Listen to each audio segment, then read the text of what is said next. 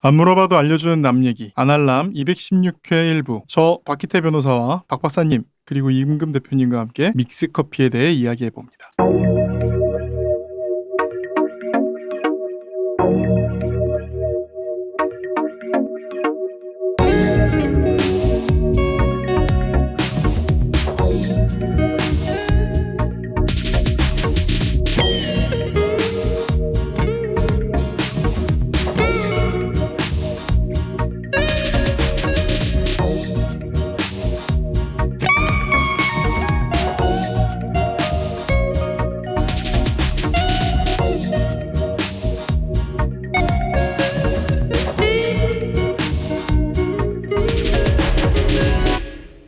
자, 안녕하십니까 박기태 변호사님. 안녕하세요. 안녕하십니까 박 박사님. 네, 안녕하세요. 안녕하십니까 저 이금금입니다. 자, 오늘 박기태 변호사님이 오랜만에 나타나셨습니다. 뜬금없는 대본 하나 투적 딱 하더니 이걸 하고 싶다. 이걸 해야 한다. 내가 이걸 연구했다. 네, 저 그래서- 연구 좀 했죠. 네, 그래서 이 대본을 들고 오셨는데 어쨌든 어떻게 지내셨습니까? 너무 오랜만에 뵈서. 저는 이 코로나 시대에 좀 힘들게 지냈습니다. 애들이 보는 애들을 많이 봤고요. 그 우리 셋 중에 지금 유일하게 백신 완료하신 분. 네, 맞습니다. 그 미국이 준 네. 고기 방패들에게만 접촉하는 그 얀센. 네. 그거 맞으신 거죠? 죽을 때까지 미국을 찬양하기로 했습니다. 네. 제가 군대를 나와서 무슨 이익을 받나 생각해봤는데 또 많은 이익을 받겠지만 이번 이익이 가장 가시적인 이익이었던 것 같아요. 저랑 박 박사는 고기 방패로서의 가치도 없다. 이미 고기 방패로 쓰기에도 늦었다. 늦었다. 효용이 다했다. 네. 상한 고기, 냉동실에서 던져진 고기. 이명박 대통령 때 같으면 이제 수입 거부당하는 고기. 그렇죠. 그런 네, 고기였다. 네. 그 뭐였지? 왜 그 노무현 대통령 때 전수검사에서 뼈에 붙은 그거 그런 거지. 그런 네, 거. 네, 네. 네. 어쨌든 네, 우리는 그런 거고 어쨌든 여전히 효용성이 계시는. 좋습니다. 네. 부럽습니다. 그러니까 지금 오늘은 그 박기태 변호사님이 우리 셋을 이걸 뭐라 그러지? 집단 면역이요. 집단면역 우리 셋에서 어쨌든 지켜주고 계신 거죠. 네. 근데 전 잘 이해가 안 되는 게 제 네. 주변 사람들은 백신 다 맞았더라고요. 저 아내도 맞았고 네. 제 주변에 아기들 빼면 거의 다 맞았는데 네. 왜 두 분은 안 맞으셨는지. 저희가 연령대가 생각보다 높아요. 그 왜 그런 구멍 있잖아요. 네, 사각지대. 너무 늙지도 그렇다고 해서 젊어서 어딘가에 데려다 쓰기도 애매한 그런 이상하게 늙은 애들. 아니 아내도 사실은 뭐 그런 거 없는데 그냥 다 클릭해가지고 맞던데 뭐 하셨는지. 그러게 저희가 게으르기도 하고요. 뭐 그렇죠. 네. 자, 알람을 설정을 해놨는데 음. 손이 느려서 그런지. 난 그래서 네. 이 핸드폰 하나 바꾸려고. 네. 내가 클릭하면 분명히 나 진짜 받자마자 정말 어떤 날은 내가 핸드폰을 보고 있는데 뜬 거예요. 이보다 빠를 수 없다. 눌렀어. 근데 없는 거야. 그걸 본 순간 왜 또 우리 같은 사람은 이럴 때 핑계를 찾잖아요. 핸드폰을 바꿔야 될 때가 됐다. 근데 그게 보통은 그거보다 라포 형성을 좀 해야 되더라고요. 그게 뭐예요? 병원이랑 이렇게 좀 관계 형성을 네, 좀 맞아요. 해놓고 그래서 그래서 병원에서 날 때 자녀 백신이 날 때 미리 연락할 수 미리 이렇게 연락을 줘서 하더라고요. 그 카톡 알람 오는 게 네. 그 이제 병원 자체에 그런 리스트업된 환자들 네. 먼저 연락을 하고 그래도 맞겠다는 사람이 없으면 그때 뜨는 거라 그러더라고요. 그래가지고 이제 리스트업하게 이제 동네 병원에 자주 가는 데 있으면 몇 군데 전화해서 리스트업 해달라고 하면 되는데 이제 문제는 뭐 이제 그렇게 하는 것도 나중 되면 그것도 리스트가 다 차가지고 안 받고 뭐 그랬다 그러더라고요. 그것도 좀 동네마다 차이가 있더라고요. 서울 시내가 유난히 빡셌고 약간 수도권 외곽으로 가면 좀 널널했다 그러고. 노인들이 많으니까 네, 노인분들은 뭐 네. 그럼 이 말을 총합하면 수도권 외곽에 사는 제가 못 맞은 이유는 게을러서라는 말밖에 안 되네. 알아들었으니까 다행이네. 슬프다. 게으르고 손 느리고. 나의 게으름은 이렇게까지 이렇게 근데 연세가 있으신데 그 접종 대상 아니었습니까? 진짜 안 되더라고요. 고령층이신데. 고령인데 안 되더라고. 이게 왜냐면 그 인적 조회가 안 돼. 내가 여러 번 갈아타가지고 그렇네. 어쨌든 백신을 오늘 맞고 오신 박기태 변호사님. 아니, 전 백신 맞은 지 거의 2달 다 됐습니다. 그럼 이제 완전 온몸에 항체가 형성돼 그냥 있죠. 항체 덩어리. 네, 저를 그냥 만나서 얘기하는 것만으로 항체랑 얘기하신다고 보면 됩니다. 그러니까 나 이게 억울한 게 요즘 델타 변이 때문에 스치면 감염이라는데 네. 백신도 스치면 스치면 항체 면역? 형성. 아 그런 거? 그거는 안 되나? 아. 같이 스치는데 어차피. 그 백신 음모론 하시는 분들이 그런 얘기 하던데요. 백신 맞은 사람 근처에 가지 말라고. 그러니까 와이파이로 어떻게? 옛날에 그 약간 수돗물에다가 뭐 푼다 뭐 이런 맞아 느낌으로? 그런 거. 와이파이로 뭔가 이렇게 백신 이렇게 아니면 그 불소 넣듯이 그러니까. 수돗물에 좀 넣어서 나 같은 사람도 그냥 빨리 어떻게 수돗물의 화이자 이런 거. 근데 코웨이 정수기는 안 되고 뭐 이런 또 음모론. 생수돗물 먹어야 돼. 네, 그렇네. 녹물로. 좋은 방법인 것 같습니다. 그러면 되게 무섭다. 네. 녹물 먹고 네. 탈날래요? 아니면 어쨌든 거기를 참고 백신 뭐 마실래요? 어차피 백신 맞으면 하루 아파야 되잖아요. 네, 맞아요. 그럼 저는 전혀 안 아팠어요. 아, 그래요? 네, 아내도 안 아팠고. 이 균 덩어리. 균이 많아서 그래. 아니 이게 그냥 뭐 듣기에는 젊어서 이제 면역력이 높으면 많이 아프다 뭐 이러는데 네, 꼭 그렇지도 않다 그러더라고요. 그게 사람 따라 그냥 다른 거라고. 아니, 이전에 그 바이러스를 걸린 적이 있냐 없냐에 따라서 영향이 크다 그러더라고요. 그러니까 이게 지금 아데노바이러스라는 바이러스에다가 심어가지고 이렇게 그죠? 주사를 하는 건데 이 아데노바이러스가 되게 흔한 감기 바이러스 중에 하나거든요. 그 종류의 아데노바이러스에 예전에 걸린 적이 있으면 백신을 맞았을 때 뭐 이렇게 부작용이 별로 크지 않고 그래서 노인들이 걸릴 확률이 좀 부작용이 적은 이유가 그 에이제트나 얀센을 맞았을 때 좀 적은 이유가 그 아데노바이러스에 좀 접촉을 했던 경험이 더 많아서. 이것저것 많이 걸려봐서. 네네. 그럼 나 안 아플 확률 되게 높겠는데? 그렇죠. 나야말로 진짜 온갖 감기라는 건데 진짜 스페인 독감 시절부터. 그럴 수 있습니다. 네. 네. 부럽습니다. 어쨌든 부럽습니다. 백신. 저는 말라리아 걸린 적 있어요. 네? 말라리아요? 아 진짜? 네, 말라리아 걸린 줄은 모르고. 군대에서요? 아니요, 저 아프리카에서. 오. 말라리아는 예방약이 없는 거 아십니까? 아, 그래요? 네. 네, 말라리아는 그 심장사상충 비슷하게 네. 그 왜 개들한테 심장사상충 약 먹이는 거 있거든요. 네. 그거 먹으면 예방을 해주는 몸에 뭐 항체가 생기고 이런 개념이 아니라 벌레가 작을 때 그 벌레를 죽이는 약인 거예요. 말라리아도 똑같은 개념이라 그러더라고요. 그래서 미리 뭐 항체를 형성하는 게 아니라 말라리아에 살짝 걸렸을 때 이게 제대로 퍼지기 전에 그 약을 먹여서 이렇게 죽이는 개념이라. 일단 걸려야 되는구나. 아프리카나 이럴 때 무슨 황열병 예방주사 뭐 이런 거. 황열병 예방주사 맞았고 그 당시. 근데 말라리아는 예방주사가 없이 말라론이라고 뭐 21일치 약을 줘요. 그럼 증세가 있으면 먹어라. 증세가 없어도 그냥 매일 먹어라. 매일 먹어라. 근데 저는 그거 먹으니까 약간 어지럽고 좀 별로더라고요. 그래서 한 며칠 까먹었는데 거기서 모기 물리면 말라리아 걸린다 뭐 이런 얘기를 하더라고요. 어떻게 생긴 모기에 물리면 이건 말라리아 직방이 되는데 그 모기에 되게 많이 물렸거든요. 그래서 큰일 나겠다 해가지고. 약간 말라리아 증상이 약간 토사광난 뭐 이런 거 아닌가요? 그 전에 이제 말라론을 먹었죠. 다행이네요. 아프리카도 가보시고. 그러니까요. 아프리카 TV가 아닙니다. 네, 탄자니아에 갔어요. 탄자니아 커피 좋아합니다, 제가. 여러분 세렝게티 한번 보셨습니까? 이게 또 수액으로 또 나가는 거야? 세렝게티. 이게 안 되겠구나. 가고 싶네요. 제 마음의 고향. 저도 가고 싶다. 왜 마음의 고향이에요? 그냥 그렇게 얘기해봤어요. 따지지 마세요. 사실 도시가 좋습니다. 세렝게티 딱 가시면 이제 저 마사이족들 있잖아요. 네네. 마사이족들의 어떤 풍경이 약간 바지가 없는 것 같은 이렇게 거적대기를 한 옷 같은 걸 입고 네네네. 창을 들고 그다음에 필수품이 목에 핸드폰을 딱 걸고 있어요. 핸드폰? 아니, 목에 그 되게 무슨 약간 그 뼈 같은 걸로 만든 목걸이 걸고 전혀 아니고 목에 핸드폰이 다 핸드폰. 핸드폰 다 있는 것 같아요. 역시 물이 없어서 몇 킬로를 걷는 와중에도 핸드폰은 다 있어요. 이야. 근데 핸드폰은 정말 생존 수단 중에서 가장 어떻게 보면 보편화되고 좋은 수단이죠. 오지에 있을 수. 그러면 그 마사이족들이 들고 있는 그 핸드폰이 거기 신호가 다 터져서 갖고 있는 거일 거 아니에요? 기지국을 달아주는 거죠. 물도 나라에서. 없는데? 네, 물은 물이 훨씬 더 뚫기가 힘들죠. 그렇구나. 생각해 보시면. 기지국 그냥 세우면 되는데 물은 근데 기지국도 전기가 있어야 되는데 어쨌든 네트워크가 형성이 돼야 되는 거예요. 전기야 전기 발전하는 건 너무 쉬운 거고 선을 끌어와야지. 물 공급하는 게 더 큰 일이구나. 물 네트워크보다 전기 네트워크가 훨씬. 그리고 당장 화웨이에서 할 거 아니에요. 네. 전기 네트워크는. 화웨이에서 물을 하겠습니까? 그래서 나 항상 신기했거든. 왜 이렇게 그 내전 중인 국가라든가 이런 데 보면은 요즘에 핸드폰으로 실시간으로 그런 영상들이 계속 올라오잖아요. 항상 저기가 신호가 터져라는 생각을 항상 했었거든요.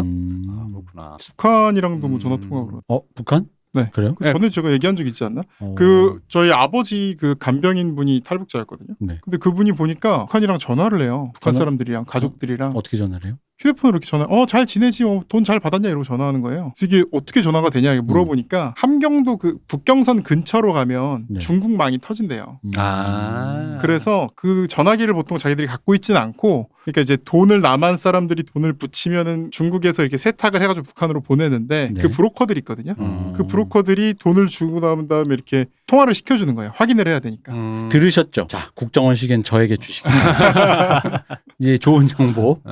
국정원 시계는 내가 갖고. 거의 그 되게 공공연한 게 뭐 북한에서 요즘에 생활용으로 요즘도 아니고 꽤 한 거의 10년 전 얘기인데 그런 얘기 한참 들었던 것 같아요. 한 마을에서 하나만 이제 탈북해가지고 남한에 정착 성공만 시킨 치면 얘네들이 먹고 산다 뭐 그런 얘기하더라고요. 나 그런 얘기 또 들었어. 이제 북한 고위층이 그 자제들한테 네. 한국 수능 시험 기출 문제가 네. 되게 고급 교재로 해가지고 그 왜 우리 어릴 때 보면은 일본 센터 시험 문제지가 왜 우리 어릴 때 왜 그렇죠. 해법 수학 뭐 이런 것처럼 그거였잖아요. 그런 느낌으로 북한에서 한국 수능 문제가 소비가 된다 뭐 이런 얘기를 하더라고요. 그 간부들 이제 중국 통해 가지고 왜 한국 수능 기출 문제 이런 거 문제집 구해달라 이런 거 되게 많이 한다고. 이런 얘기가 돌 정도면 메가스터디 이미 준비 다 했겠네요. 그렇죠.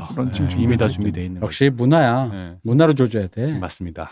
문화로 조져야지. 햇볕 정책의 진정한 햇볕은 문화야. 네 맞아요. 네, 맞습니다. 그래서 아이돌 노래 엄청 틀잖아요. 대북 방송, 대남 방송. 뭐 거의 실시간으로 소비한다 뭐 그런 얘기 본 것 같아요. 네. 이제 BTS가 장기 집권을 하고 있지 않습니까? 네. 엘튼 존마저 BTS 코인을 타는 이 시대에 이제 북한도 곧 열린다. 이름도 약간 북한 취향이에요, 생각해 보면. 그렇죠. 방탄. 이거 네. 맞습니다. 네. 동의합니다. 네. 맞습니다. 거기까지 노리셨을 거예요. 네. 저희 선배님이. 약간 왠지 그러네요. 네. 한반도 운전자로 핵심은 방탄소년단이었다. 어쨌든 코로나 시대가 끝나면 이미 문화로 공략이 충분히 돼 있고, 그렇죠. 네, 뭐 돼 있기 때문에 뭐 이제 끝났다고 봅니다. 김정은의 운명도 거의 뭐 몰려 다이어트 많이 했던데. 그러게 살 많이 뺐더라고요. 되게 세고 권위가 살이 빠질수록 사라지는 권위랄까. 애도 건강해야 일단. 건강해야 살아있어야 뭘 하지. 그거 모르는 겁니다. 남한에 내려와서 주비싸고 갔는지 또 모르는 거예요. 진짜 그럴 수도 있죠. 네, 잘못하면 김태우처럼 돈 돌려줘야 되고 이럴 수 있어요. 이거 오랜만에 보시더니 오늘 이렇게 입담들이 아주 훌륭하시네. 자, 알겠습니다. 어쨌든 근황 토크를 빙자한 방탄소년단은 북을 노리고 북한의 아미까지 노렸다. 네, 그렇습니다. 네, 이런 썰로 끝난 허무한 얘기와 함께 후원해주신 분들을 잠시 소개하는 시간을 갖겠습니다. 이게 또 신기합니다. 이게 지금 적혀 있는 분이 보낸 분 딱 한 글자 써 있어요. 시옷. 정말 그냥 시옷 고 한 글자가 적혀 있습니다. 시옷님이 보내신 건지 시옷이라고 이렇게 참칭하신 어떤 분이 보낸 건지 시옷님께 보낸 건지 그건 알 수 없으나 시옷 적혀 있습니다. 감사합니다. 네, 감사합니다. 감사합니다. 그리고 리본 제리님께서 보내셨습니다. 감사합니다. 감사합니다.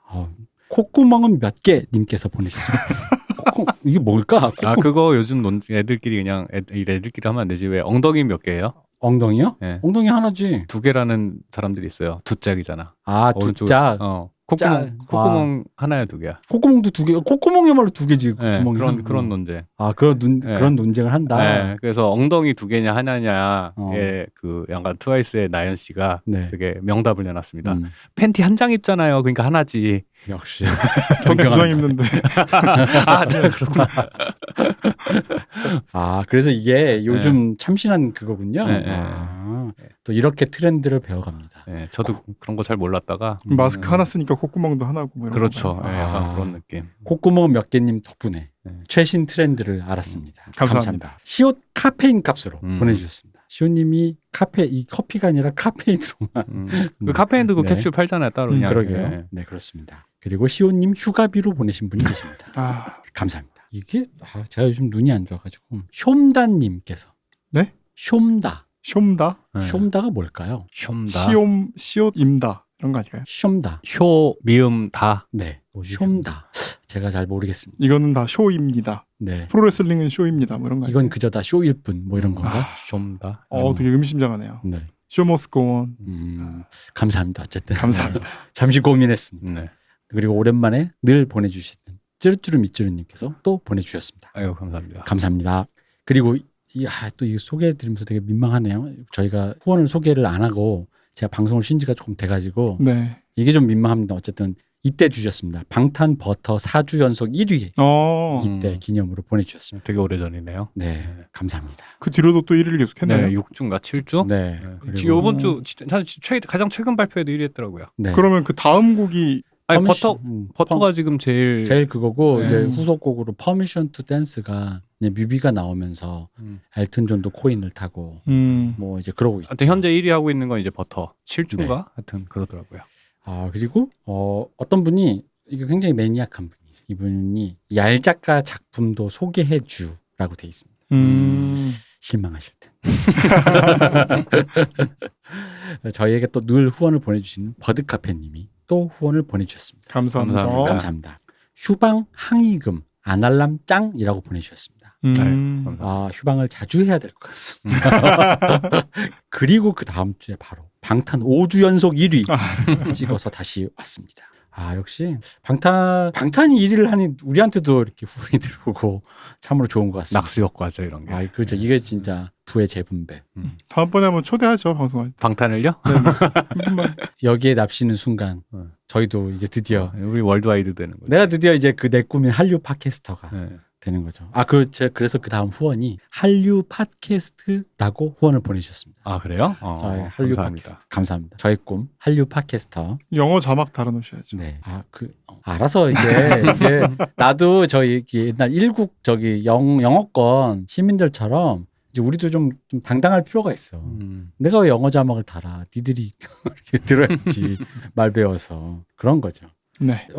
이거 승희면 될 줄 알아? 되지 이렇게 보내주셨습니다. 승희요? 예. 근데 제가 아는 승희 씨는 오마이걸의 승희 씨랑 이게 뭘까요? 그러게요. 승희면 될 줄 알아? 되지. 자 검색을 잠시 해보겠습니다. 뭔가 있을 것 같은데요? 승희? 오마이걸 승희. 아이돌 승희. 네, 오마이걸 승희가 제일 유명하지. 승희는 오마이걸밖에 없는데. 그 옛날에 무슨 제가 아는 거는 그 플레이보이즈 이승희 씨밖에 없는데. 네, 그죠. 저도 그 얘기를 하려다 말았어요. 옛날에라고 했다가 제가 버터플라이. 삭제다 삭제. 그 얘기도 저 목구멍까지 올라왔다가. 야 진짜 이 후원 보내신 분이 얼마나 힘드시겠어. 이래서 우리 이상한 데 될 뻔했습니다. 승희면 될 줄 알아? 되지. 근데 맞는 것 같습니다. 사실 그러겠죠. 오마이걸의 승희 씨는 만능, 예능이면 예능, 보컬이면 보컬 다 다재다능하기 때문에 됩니다.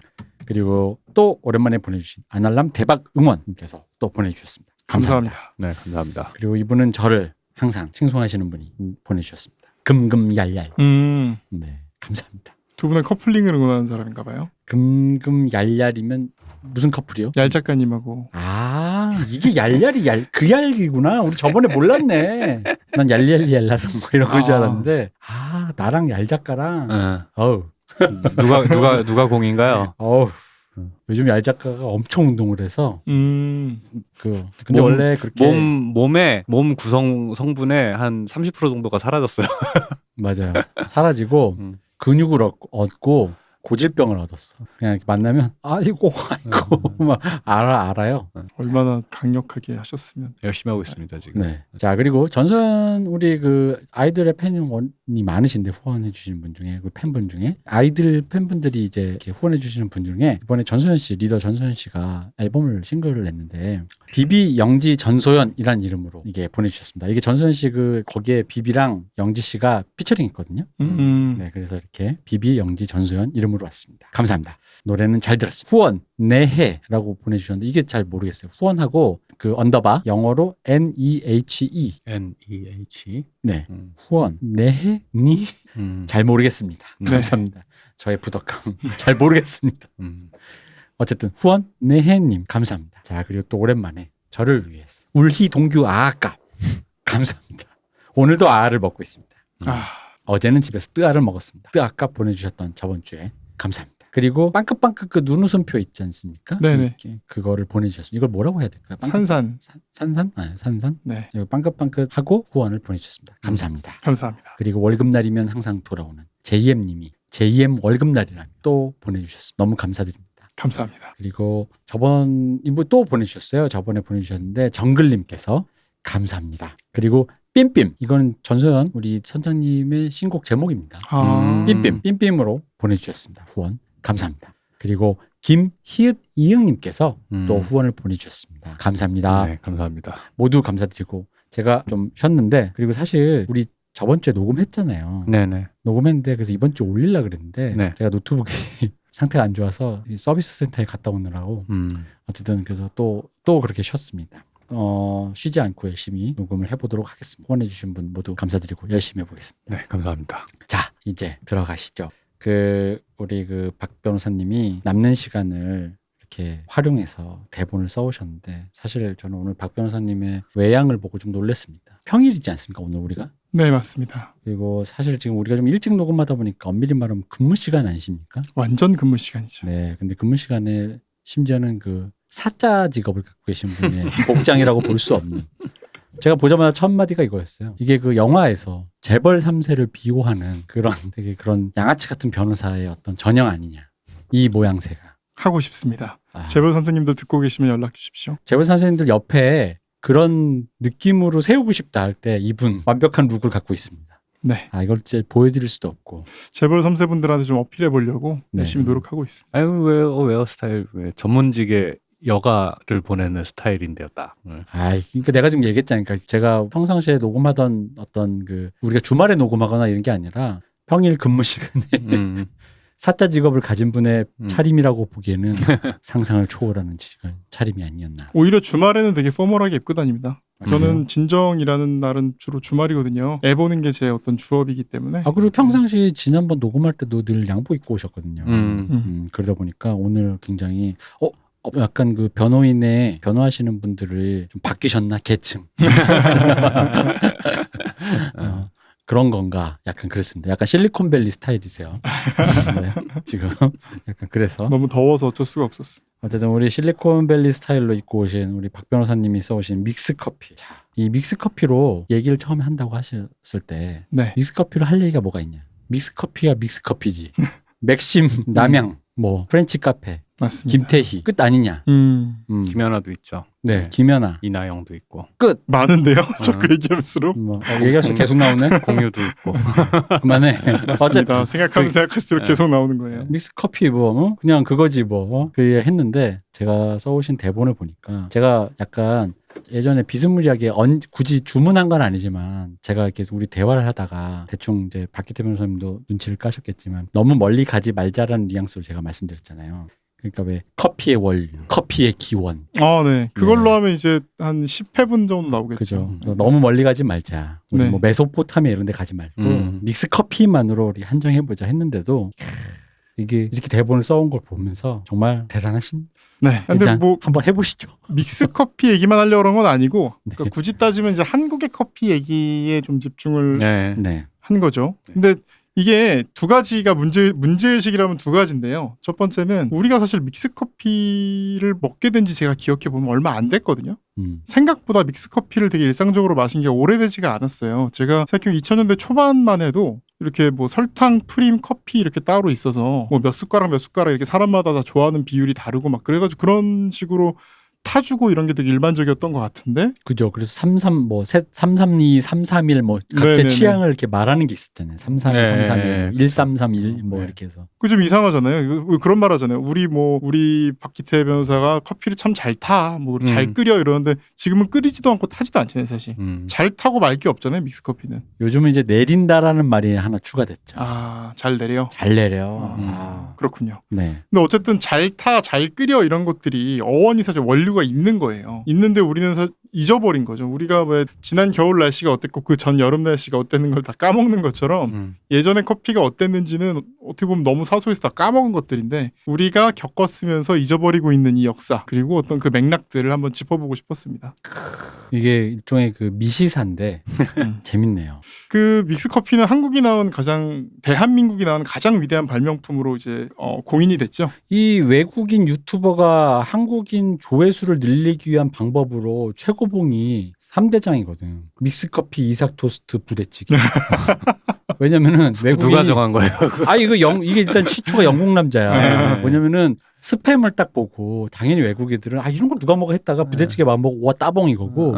이게 뭐야 이걸로 커피를 탄다고? 그러니까 대부분 처음에 보면 그 외양만 봤을 때 하찮게 보이는 외국인들 눈에 하찮게 보이는 물건인 거죠. 일단 믹스커피는 봉다리로 커피가 이렇게 끓이거나 내리거나 에스프레소가 아니니까 이걸로도 충분히 맛있다고 했을 때 우습게 보다가 막상 타주니까 와 맛있어. 이삭 토스트도 식빵 우리 동네도 흔한데 이삭 토스트 딱 먹이니까 이거 뭐야 와 신세계. 그리고 부대찌개 이제 스팸캔 처음에 딱 보여주고 이거 들어가는 어떤 스튜 같은 거다. 그러면 이제 이거 동네에서도 안 먹는데 이걸 스튜로 끓인다 했는데 막상 먹으면 띠용 이래가지고 이게서 그런 어떤 국뽕 조회수를 노리는 외국인 유튜버의 3대 종목이 철인 3종 같은 건데 그중에 믹스커피가 거의 제가 보기에는 자주 사용되는 것 같더라고요.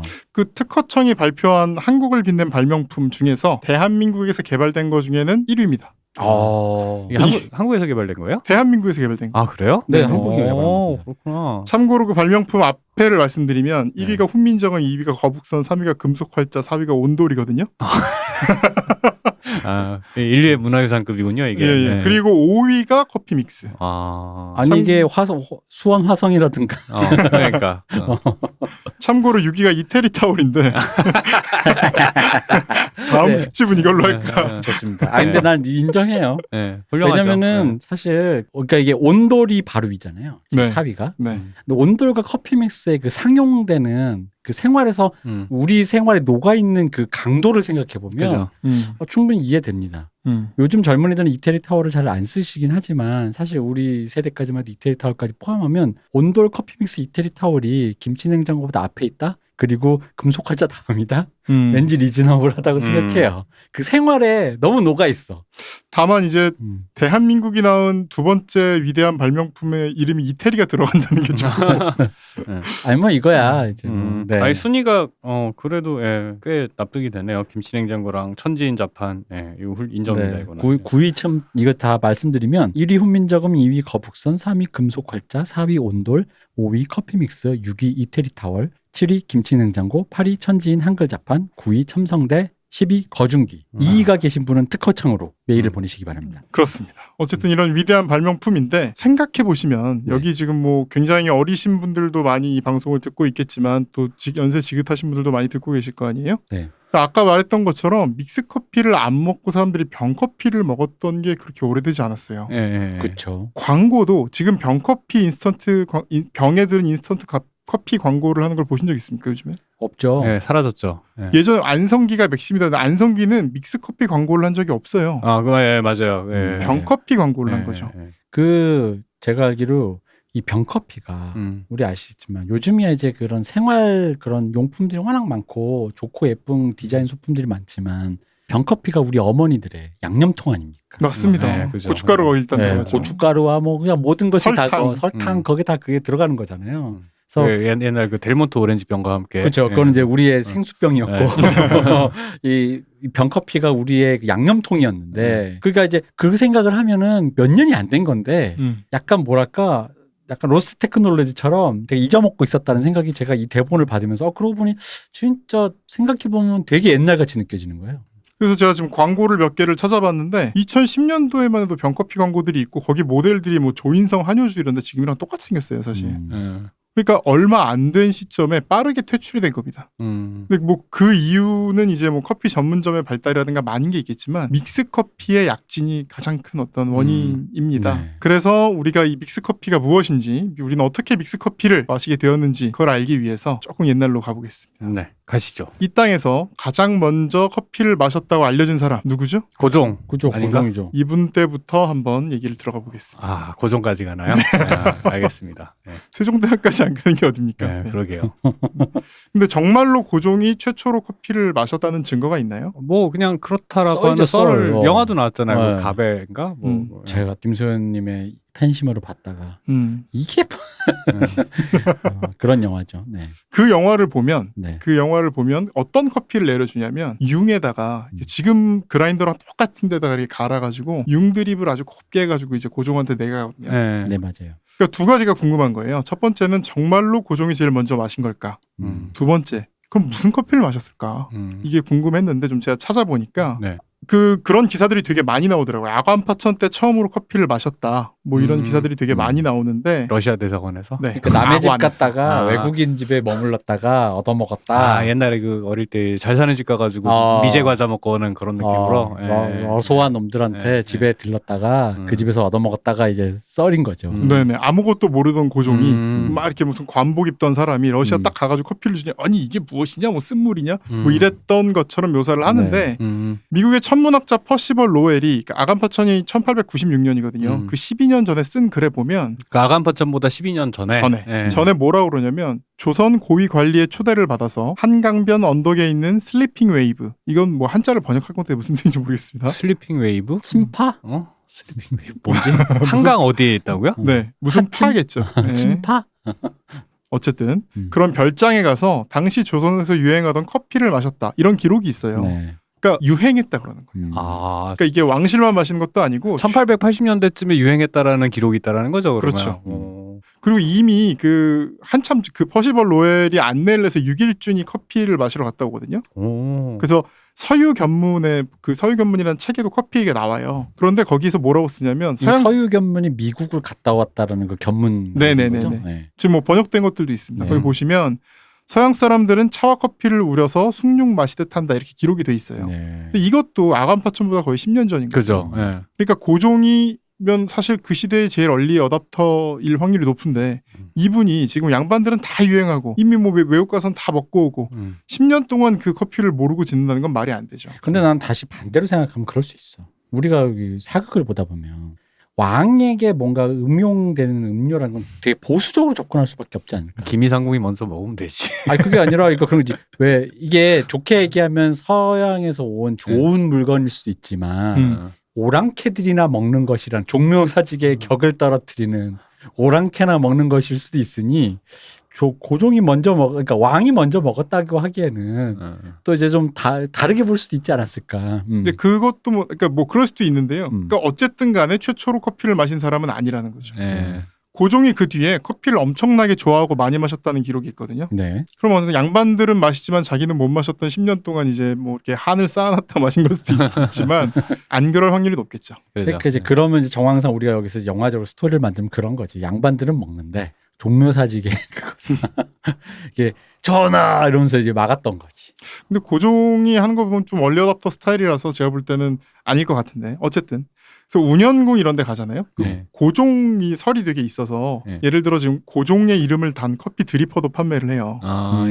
그리고 운현궁에 가면 가배 체험 이렇게 있어서 고종이 마셨던 그 커피를 가져다 두었다 이런 프로그램을 운영합니다. 근데 거기 가서 보면 그 뭐 커피 대표님은 아시겠지만 그 칼리타에 나온 알라딘 포트 있어요. 동포트. 그 포트랑 이제 융 드립 기구들을 이렇게 갖다 놨거든요.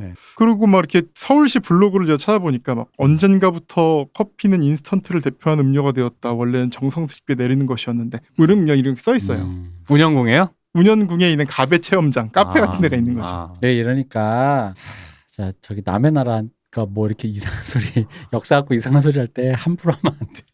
등잔 밑이 어둡다니까 이게. 근데 이 또 아까 되게 일찍부터 커피를 마셨다 그랬잖아요. 근데 막상 드립 커피라는 건 아관파천 2년 뒤에 그리고 아까 말했던 퍼시픽 로웰의 기록에서 14년 이후인 1908년에 멜리타 벤치 여사에 의해 만들어집니다. 그러니까 드립커피는 그때 만들었다. 그러니까 고종이 처음 마셨을 때는 드립커피라는 건 있지를 않았어요. 그렇죠. 드립이라는 방법이 존재하지 않았다. 존재하지 않았습니다. 맞아요. 이게 의외로 드립이 생긴 지 얼마 안 된 방법이에요. 맞아요. 되게 웃긴 게 퍼콜레이터라 그래서 지금 이제 커피 머신의 전신 같은 게 있는데 이게 드립보다 더 먼저입니다.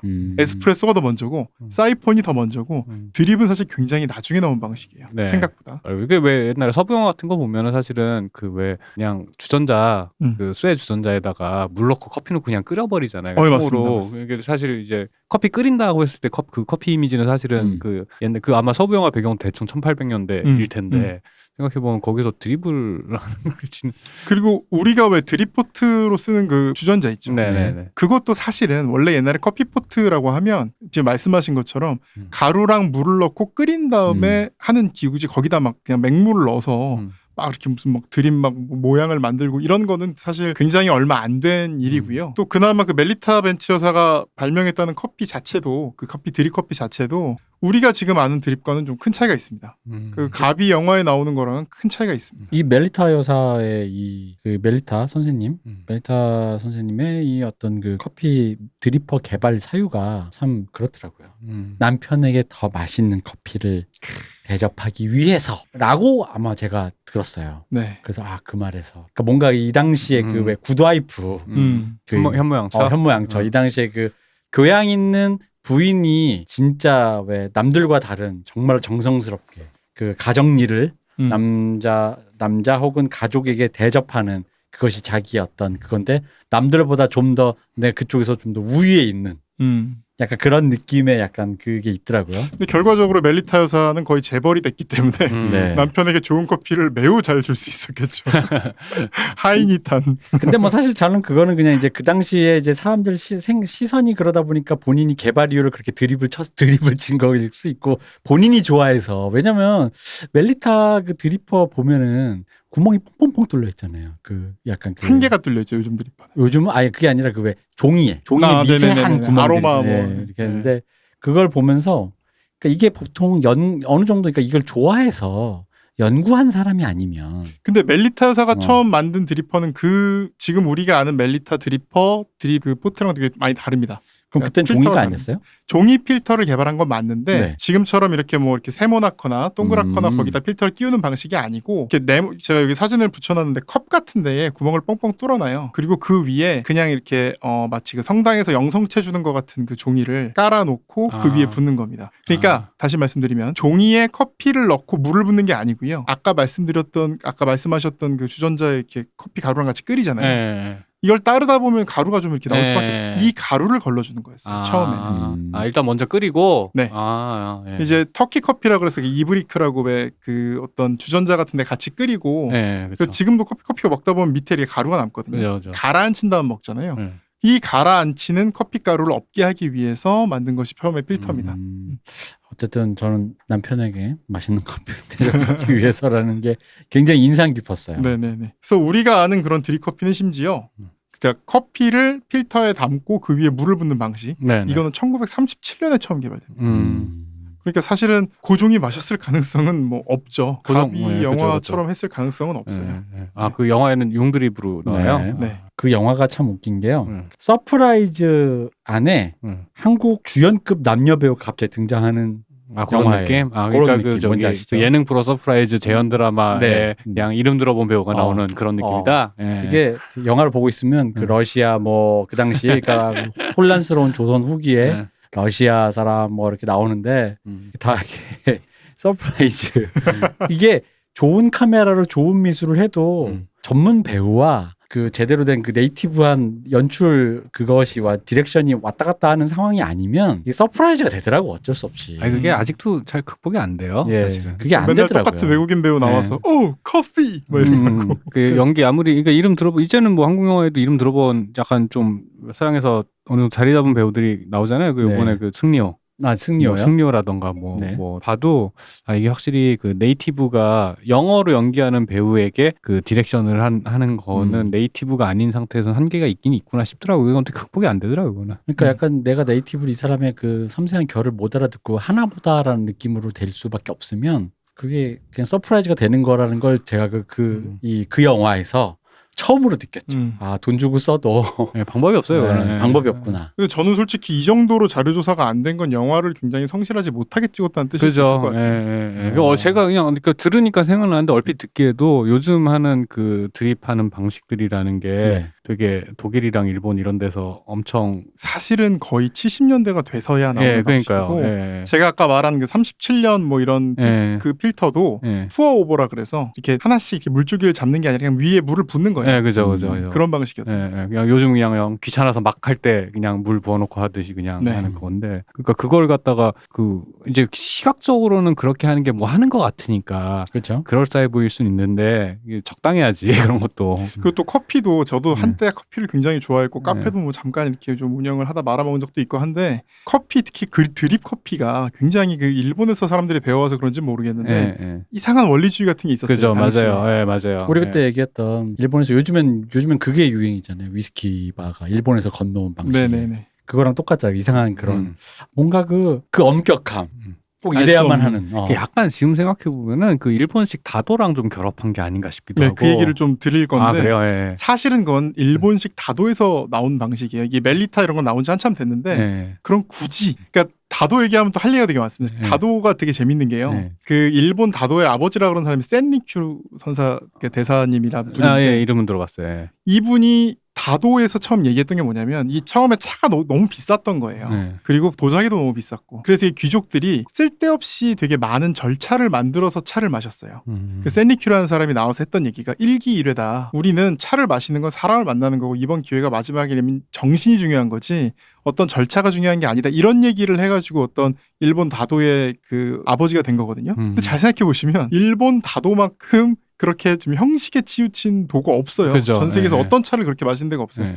그러니까 이게 재밌는 거죠. 샌리큐는 형식에 치우치면 안 된다는 얘기를 해서 아버지인데 네. 막상 그 뒤는 형식에 더 치우치고 있어요. 그렇죠. 형식 그 자체지 모든 게 다. 그죠. 네. 일본식 다도 해보신 분은 알겠지만 막 이렇게 도자기 막 들여다보고 지금 아무 의미 없잖아요. 도자기 굳이 한번 들여다보고 마신 다음에 굳이 한번 돌려보고 이게 사실 큰 의미 없는 절차들인데 어떻게 보면 그러니까 형식 자체를 굉장히 이렇게 화석화해서 나쁘게 말하면 화석화해서 좋게 말하면 아카이빙을 해서 남겨놓은 게 일본 문화의 어떤 속성이라서 남아있다고 볼 수 있겠죠. 그죠. 그래서 이 이상한 원리주의 우리 특히 그 드립커피가 한 10년 전에 네. 확 유행했잖아요. 아니 그게 한 5년 전까지도 이제 한참 붐이 일 때가 있었죠. 예. 그래서 한 5, 6년 갔단 말이지. 그래가지고 근데 그때 생각해 보면은 그 이상한 원리주의와 그 어떤 그 갑자기 이제 여기저기서 뭐 너도 나도 전문가들이 등장해서 맞아요. 네. 이게 각자의 정보와 네. 각자의 원칙과 그러니까 이런 방법도 있어라기보단 각자가 이렇게 해야만 해. 이게 맞아. 전 기억이 나요. 이렇게 딱 내리면서 이게 원래 커피야. 네. 이러셨다고. 근데 이게 원래 커피가 아니고 원래 커피는 오히려 어떻게 보면 인스턴트가 더 개발이 빨라요. 드립 방식보다. 그죠. 그러니까 이게 원래 커피다라고 얘기할 수는 없는 거죠. 이게 커피를 맛있게 만드는 방법이라고 나는 생각해라고 할 수는 있지만 이게 원래 커피야. 우리는 뭐 거기서 벗어나 있어. 이런 식의 어떤 심각한 문제가 아니었는데 그런 식으로 심각하게 말하는 사람들이 있었고 꼭 그러면 역사를 살짝 왜곡해요. 공부를 안 해. 그런 어떤 산물이 아닌가 싶어요. 아까 그 말씀드렸던 운영궁이나 네. 뭐 가비 그 영화에 나오는 것들은 근데 얼핏 생각하면 그게 옛날 걸 것 같잖아요. 조사를 옛날에 종이가 아니라 왠지 그냥 융 썼을 것 같고 뭐 무명청 같은 거 썼을 것 같고. 이거 우리가 또 이제 에스프레소나 그런 기계니까 이게 사실 드립 커피라는 게 되게 방식 자체는 되게 원시적이니까. 네. 그러니까 이제 아마 초창기 커피는 오히려 여기서부터 유래됐겠지라는 생각이 직관적으로 그냥 이제 들다 보니까 이게 그럼 옛날 사람들은 진짜 이렇게 먹었겠구나. 융드립 커피가 기록에 처음 나오는 게 1940년대 후반 중후반이에요. 그러니까 뭐 한국 전쟁 때 그러니까 고종 진짜 힙스터다. 그러게. 미래 소년이셨네. 50년 뒤에 어떤 방식을 벌써 그걸 특허를 하셨으면 나라가 잘 먹고 잘 살았을 텐데. 그러게. 멜리타 여사만큼 돈 버셨겠네. 그래서 내탕금. 이름도 탕이네요. 서양 탕국 내탕금 비슷한. 내탕금. 그렇네. 그 탕이 그 탕금요. 탕으로 탕진하셨다 그렇게 해서. 그래서 탕진잼. 네. 탕탕탕. 네. 이거 계속 재밌다. 이게 탕이 재밌다. 탕탕탕. 농담입니다. 네, 이 모든 것은 농담입니다. 그래서 다시 돌아오면 그러면 무슨 커피를 마셨을까? 이게 확실하지가 않아요. 기록이 없으니까. 그냥 커피를 마셨다는 기록 자체는 있는데 네. 어떤 종류의 커피였는지는. 네. 그래서 추측하는 건 몇 가지가 있는데요. 첫 번째는 지금 말씀하셨던 것처럼 당시에 세계적으로 가장 일반적인 방식. 그러니까 주전자에다가 커피가루랑 물을 넣고 끓인 다음에 가루가 안 내려가게 이렇게 살짝 따르는 방식이었다는 설이 있고요. 그러니까 아까 그 서부 영화 얘기도 하셨지만 이건 아직도 일반적이에요. 그죠. 제가 아까 탄자니아 말씀드렸는데 탄자니아 길거리 가면 주전자가 이렇게 있어요. 큰 주전자. 여기다 커피를 그냥 끓여놓고 있어요. 그러니까 그 볶은 거 생두 따서 그 자리에서 볶아가지고 그거 그냥 맷돌 같은데 그냥 그 자리에 한 건 아니고 그건 이제 공장에서 한 걸 띄워오는 거고요. 공장에서 해놓은 거야. 그러니까 도시니까 낭만이 없어. 너무 무시하시네. 그래도 생산지면 뭔가 낭만이 있어야 될 거 아니야. 아니 지금 낭만 얘기하신 게 아닌 것 같은데 지금 아프리카의 지금 어떤 그 저성장에 대한 지금 그 어떤 그러니까 저희가 지금 K-팝 생산지점 방탄소년단 만나보신 적 없잖아요. 이따 우기고 싶네요. 아프리카 지금 좀 우습게 보신 거 맞죠? 아닙니다. 사과하십시오. 여러분 아프리카에 투자하세요. 미래는 아프리카에 있습니다. 아프리카 우습게 봤지 지금. 휴대폰도 다 있는데 굳이 그러게 거기서. 말입니다. 네. 어쨌든 그 길거리마다 이렇게 큰 주전자에다 커피를 이렇게 막 끓여놓거든요. 그래놓고 이렇게 컵에 따라줘요. 그게 카페인 거예요. 그리고 뭐 거기서 뭐 장기 두고 있고 뭐 사람 장기인지 모르겠네요. 어쨌든 뭐 하는지 모르겠지만 꼭 장기 두는 것처럼 뭔가 하고 있고 막 그런 장소가 있고 한 잔에 보통 100원. 우리나라 돈 기준으로. 우리나라 돈으로 한 100원 정도 해요. 그렇게 따라 마시는데 이게 푹 끓이는 게 되게 일반적인 방식이었고 뭐 옛날에 프랑스 대혁명 이전에 커피하우스, 커피숍 이런 게 굉장히 카페 이런 게 되게 유행하는데 거기서도 원래는 그런 걸 서빙을 했어요. 그러니까 그 방식이라는 얘기가 있는데 또 아까 말씀드렸지만 초창기 방식의 인스턴트 커피가 나온 게 1771년입니다. 엄청 일찍이네요. 엄청 일찍. 물론 이때는 지금 인스턴트 커피를 어떻게 만드냐면 커피 물을 우려요. 요거를 열풍 건조를 해서 가루로 만들거나 아니면 동결 건조를 해서 얼려가지고 가루로 만드는 이 두 가지 방식인데 초창기 방식은 그런 건 아니고 초창기 방식은 처음에는 그냥 커피를 아주 얇게 커피가루를 가는 방식이었고 그 다음에는 그걸 말리는 아까 말씀드린 커피를 말리는 방식이긴 했는데 어쨌든 이런 인스턴트 커피가 존재를 했습니다. 고종시대에 이미. 그래서 어쩌면은 어떤 서양인들에 의해서 전해진 인스턴트 커피였을 가능성도 높아요. 사실 많은 연구자들은 그걸로 보고 있습니다. 왜냐하면 발견된 유물이 고종의 커피 유물이라고 발견된 게 컵, 스푼, 뿐이고 커피포트 이런 것도 발견이 되지 않았어요. 근데 아까 운영군의 소개 보면 그 되게 인스턴트가 뭔가 저렴하고 어떤 그 저급화된 문화인 것 같은 그런 약간 그 마타도가 느껴졌잖아요. 정성이 없다 이러면서 뭔가 호통을 치는. 그러면서 이제 우리 왕실은 고귀해서 그런 걸 안 하고 정성스럽게 뭔가를 하는 한 땀 한 땀. 한 땀 한 땀.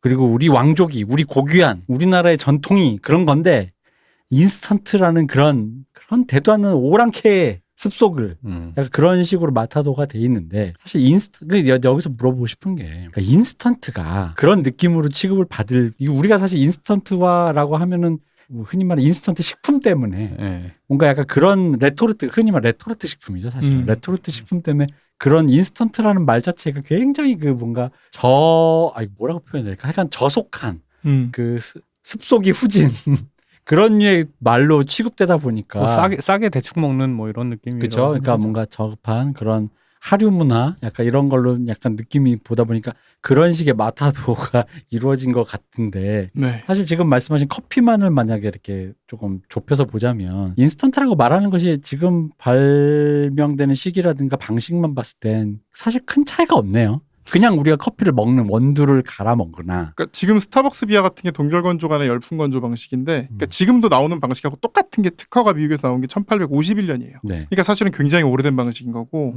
아까 말씀하신 것처럼 고종이 마신 건 사실은 운영국에서 탄식하는 거와 달리 오랑캐 습속이다. 처음부터 인스턴트였을 확률이 높다는 거죠. 그냥 이제 병에 든 가루를 물에 타서 먹었을 확률이 높다. 그럴 확률이 높아요. 그건 확실하진 않습니다. 그러면 이제 그 글을 작성하신 분은 드립을 뭐라고 생각한 걸까? 그러니까 그게 근본이라고 생각한 거지. 그러니까 그게 고급스럽고, 그러지. 정성 들이고. 굳이 또 융이라고 한 걸 보면 더욱 더 느낌이. 그게 고급지고 뭔가 이걸 뭐라고 우아하다, 엘레강스하다, 귀족적이다. 그렇게 그런 인상이 있으니까 그렇게 썼겠죠. 근데 그걸 쓸 정도면 뭐가 조사는 좀 해야 되는 거 아니에요, 박기태 변호사님처럼? 안 했겠지. 그 조사하는 게 별로 어렵지도 않아요, 사실. 아니 그러니까 이게 왜 안 하고 체험 코스까지 만들 거면은 그런 일 하시는 분들이 항상 이렇게 전문가로서 정규직으로 채용된 분들이 아닌 경우도 많다 보니 그 옛날에 그럼 커피를 양탕국이라고 그랬잖아요. 그럼 탕을 어떻게 끓이는지 생각해 보면 한국에서 전통적으로 탕을 끓이는 방법은 두 개거든요. 물에다가 그죠. 재료를 막 한 다음에 왜 이렇게 그러니까 융이죠. 융 같은 걸 넣고 꽉 짜죠 이렇게. 그 어릴 때 광동탕 광고에 나오던 그 이미지. 그렇죠. 그 천에다가 그죠. 약. 그 방식으로 만들었으면 그게 아까 얘기했던 그거죠. 그러니까 주전자에 넣고 끓이는 방식. 근데 우리도 인스턴트 같은 것들이 있었어요. 제오탕 같이 이렇게 이미 가루로 만들어 놓고 탕 가루를 만들어 놓고 이 가루를 물에 섞어가지고 먹는 탕들이 원래 조선시대부터 다 있었거든요. 그게 무슨 탕이라고? 제호탕 같이 이렇게 그 여름에 먹는 제호탕이라고 이렇게 여름에 먹는 탕이 있는데 이 제호탕도 그 당시에 굉장히 일반적으로 일종의 제호탕 믹스 같은 게 되게 많이 퍼져 있었어요. 가루를 내서 그걸 갖고 다니면서 물에 타먹고 이런 탕들이 이미 뭐 조선시대에 다 일반화돼 있었기 때문에 그래서 그런 인스턴트를 가지고 탕국이라 그럴 수도 있겠죠. 다만 우리나라에서 탕을 만드는 방식 중에 어디 뭐 이렇게 융 같은 데다가 재료를 깔아놓고 그 위에 물을 붓는 방식 그런 거는 뭐 제가 알기로는 없어요. 소 대가리 놓고 위에 물을 붓고 소 그럼 굳이 안 죽여도 되겠네. 뜨거운 물에다가 들어갔다 나와 이러면 되겠네. 그런 방식으로 소가 목욕한 물. 그 운영자분은 어떻게 빨리 청원을 넣으시던가 해서 이거 그러니까 아직도 그렇게 붙어 있어요? 그건 모르겠습니다. 네, 좀 어떻게 빨리 좀 정리를 아직도 붙어 있을 것 같네요. 왠지. 아마 코로나 때문에 영업을 안 하지 않을까. 아, 그렇네. 이 방송 들으면 몰래 가서 바꾸세요, 좀. 네. 네. 어쨌든 그렇습니다. 그렇게 해서 어쨌든 조선 후기에 이런 식으로 이제 커피가 많이 퍼졌고 최소한 상류층 사회에서는 많이 퍼졌다는 게 확인이 됩니다. 그리고 그 다음에 일제 강점기가 오죠. 네. 일제 강점기를 맞아서 카페 그리고 커피숍 그리고 커피 문화가 엄청나게 발전을 합니다. 이게 뭐 흔히 뭐 모던 조선 한창 또 유행이었을 때가 있잖아요. 그 뭐 이렇게 1910년대 20년대 뭐 모던 보이 뭐 이런 네, 그렇죠. 그 시절 복원하는 게 유행이던 때가 있었죠. 네. 그 1923년에 근대적 카페가 생겨나는데요. 여기서 파는 건 커피였어요. 다방이나 여기 지금 이 용어가 이제 헷갈리기 시작하는데 당시에는 카페라고 하면 술집을 말하는 거예요. 오. 네. 그래서 당시에 뭐 일제강점기 시대의 카페라고 하면 커피랑 음식이 아니라 술 따라주는 곳이고 거기 이제 웨이트리스죠. 웨이트레스라는 여성 접대부가 있는 곳입니다. 그래서 1920년대 30년대에는 수많은 카페가 나오고 그 당시 이제 신문 같은 거 확인해 보면 무슨 뭐 영업 정지를 받았다, 뭐 가짜 양주를 팔았다, 뭐 무슨 뭐 성매매를 했다, 그래서 영업 정지를 당했다 이런 엄청나게 많이 나옵니다. 아, 100년째 똑같네요. 네, 똑같습니다. 여기 지금 제가 신문 하나 갖고 왔는데 돈벌이하는 여성의 이면과 표면 뭐 이래가지고 카페 웨트레스 근본이었다.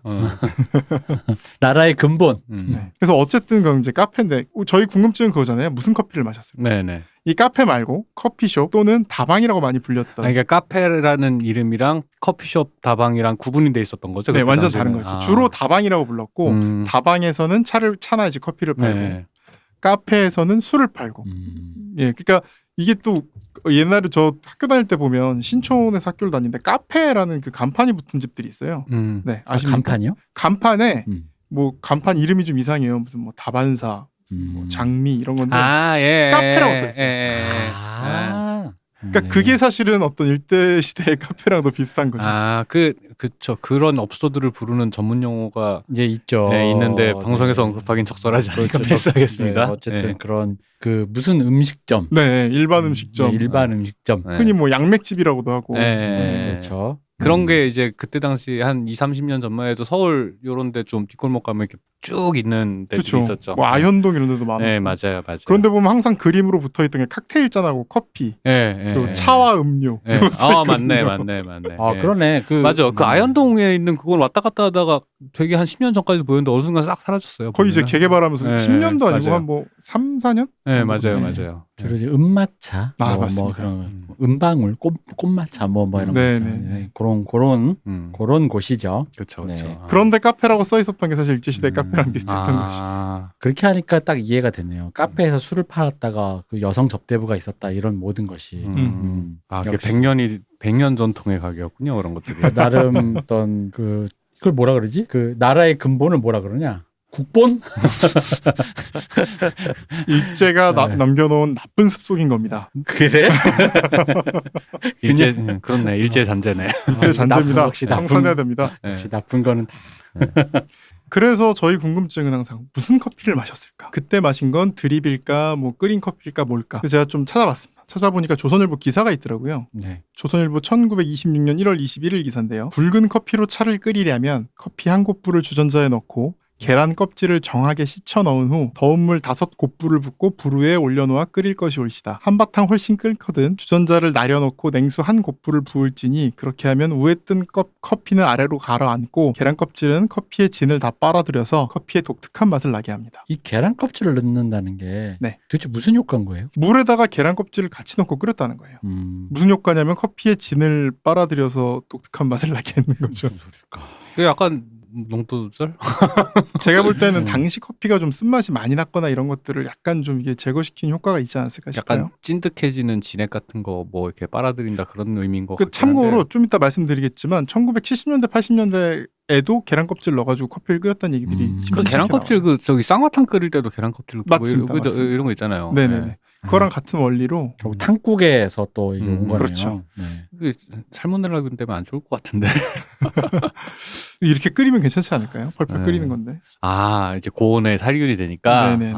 그럴 수도 있겠다. 네. 그래서 이런 식으로 끓인 커피를 서빙을 했던 것 같아요. 그리고 1901년 개발돼서 1차 대전을 통해서 완전히 대중화된 냉동건조 인스턴트 커피도 사용이 됐지만 이 인스턴트 커피를 당시에는 많이 못 마셨습니다. 왜 못 마셨는지 아십니까? 왜죠? 비싸서. 당시는 인스턴트가 더 비싼 거였던 거예요. 신기술. 네, 신기술을 이용한 비싼. 제 기억이 맞으면 그 1차 대전 네. 그 이제 유럽 전선에 있는 병사들한테 미국 병사들한테 그 인스턴트 커피가 보급이 됐었다고 맞습니다. 알고 있는데, 그러니까 그때 당시 그게 최신 기술이었다라는 그렇죠. 건 거죠. 그렇죠. 그래서 그 커피를 제공을 한다는 것 자체가 어떻게 보면 군인들한테 아낌없는 지원을 해줬다는 그죠. 역시 미국. 역시 미국. 대단합니다. 네. 여기 이게 재밌는 게 당시 생각해 보시면 인스턴트 커피가 손이 한 번 더 가잖아요. 그렇죠. 네. 굳이 커피를 끓여서 그 끓인 거를 다시 말리는 거잖아요. 네. 그러니까 이제 손이 한 번 더 가서 비싼 거였어요. 근데 다방에서는 지금 이것처럼 그냥 커피 가루랑 물이랑 뭐 이렇게 넣고 끓이는 방식이었으니까 이게 더 쌌던 거죠. 그래서 당시 다방에서는 이런 걸 주로 이제 서빙을 하고 주로 좀 쓰게 커피 좀 해보신 분은 알겠지만 커피 가루를 이렇게 물에 넣고 끓이면 이게 이제 차에서 이제 전차법이라고 하는데 끓이면 쓴맛 같은 게 좀 많이 날 수밖에 없습니다. 그렇죠. 예. 여기에 이제 우유 그리고 설탕을 넣어서 먹는 게 가장 일반적인 어떤 다방에서 커피를 만드는 방식이었던 거죠. 그 미국 영화 저기 한 6, 70년대 배경의 미국 영화를 보면 이제 그런 흔히 말하는 미국 식당들, 미국 패밀리 레스토랑 이런 데서 커피 먹을 때 보면 설탕을 이렇게 한 스푼 이게 붓잖아요. 이게 쭉 붙죠. 예. 이게 되게 독특한 느낌이 항상 미국 영화에서 설탕을 스푼으로 우리는 덜었다 이런 건데 설탕통을 들어서 부어. 이게 쑥 진짜 잠깐도 아니야. 쑥 분 다음에 그 먹더라고요. 근데 잘 생각해 보시면 그거 식사랑 같이 먹었습니까? 그렇죠. 식사랑 같이 먹을 때는 설탕 그렇게 많이 넣지 않습니다. 그런가? 맞아, 그랬던 것 같아요. 식사랑 같이 먹을 때는 한국 사람들이 1970년대, 80년대에 미국 가서 제일 놀랐던 게 설탕, 우유 안 넣고 커피를 먹네였어요. 네, 그죠. 네. 식사랑 먹을 때는 오히려 설탕을 많이 넣는 건 유럽이에요. 에스프레소를 거의 맞아요. 에스프레소 샷만큼 무슨 이렇게 그래놀당이나 설탕을 채운 다음에 그 위에 에스프레소를 하거나 에스프레소 위에 각설탕을 막 3개 넣어요. 맞아요. 저 후배가 이제 커피 유행하기 전에 유럽 여행 갔다 오더니 에스프레소를 무슨 맛으로 먹는지 알겠다는 거야. 왜 뭐냐 이랬더니 에스프레소 샷 받으면 거기다 샷 거의 높이만큼 설탕을 똑같이 넣어가지고 약간 질감이 달고나 같이 되잖아요. 그죠? 그걸 갖다 원샷 하는 거라는 거예요. 그렇게 먹는 거라는 건 거야 이게. 원래 그렇게 먹습니다. 그게 전통입니다. 다 안 녹이고 그래가지고 그 설탕이 커피 먹은 설탕이 바닥에 깔렸을 때 그거 캐먹는 맛이 또 위에서는 쓰다가 점점 달아지는 고진감래주 같은 네, 그렇습니다. 네. 그런 맛을 내죠. 역시 그렇게 하시면 안 돼요. 이 법조계 분들은 술 얘기는 조심하셔야 돼요. 인상이 안 좋기 때문에 이 시민들의 인식. 제가 술 특집을 몇 회를 진행했는데 지금. 네. 그래서 그 달게 그러니까 원래 약간 어떤 커피 유행되면서 커피를 달게 먹는 거가 마치 커알못 커피 알못인 것처럼 많이들 얘기를 하는데 사실 오히려 그렇게 먹게 된 게 생각보다 뭐라 해야 되지? 꼭 그게 근본이라고 할 수는 없다라는 거죠. 그러니까 정확히 말하면 미국은 기본적으로 설탕을 안 넣어먹는 경우가 더 많습니다. 네, 그렇죠. 아메리카노라고. 그럼 우리가 본 그거는 뭔가 티타임에서만 그렇게 된 그렇죠. 건가요? 그 이유가 있습니다. 이거는 제가 마지막쯤에 하려고 원래 생각을 했는데 이 얘기를 먼저 하면 기본적으로 미국에서 커피라는 건 식사랑 같이 하는 음료 같은 거예요. 그러니까 모든 문명에는 모든 음식 문화권에는 곁들여 마시는 음료나 아니면 좀 입을 씻어주는 것들이 있어요. 중국 같은 경우는 차죠. 네, 그죠. 일반적으로 차죠. 그리고 유럽, 프랑스, 뭐랑 같이 먹습니다. 와인? 그렇죠. 거의 매끼 와인을 먹어요. 그죠. 네, 아침만 맞아요. 빼면 점심 저녁. 그러니까 이거 유럽 영화들 보면 진짜 무슨 와인을 물처럼 계속 이렇게 먹고 있는. 식사 자체가 프랑스 음식이든 이탈리아 음식이든 스페인 음식이든 드셔보시면 너무 느끼하고 뭔가가 빠져 있어요. 우리 기준에선 뭔가 좀 맛이 좀 빠져 있는데 와인을 마시면 동치미 같이 되는 겁니다. 물김치 역할을 하는 거예요.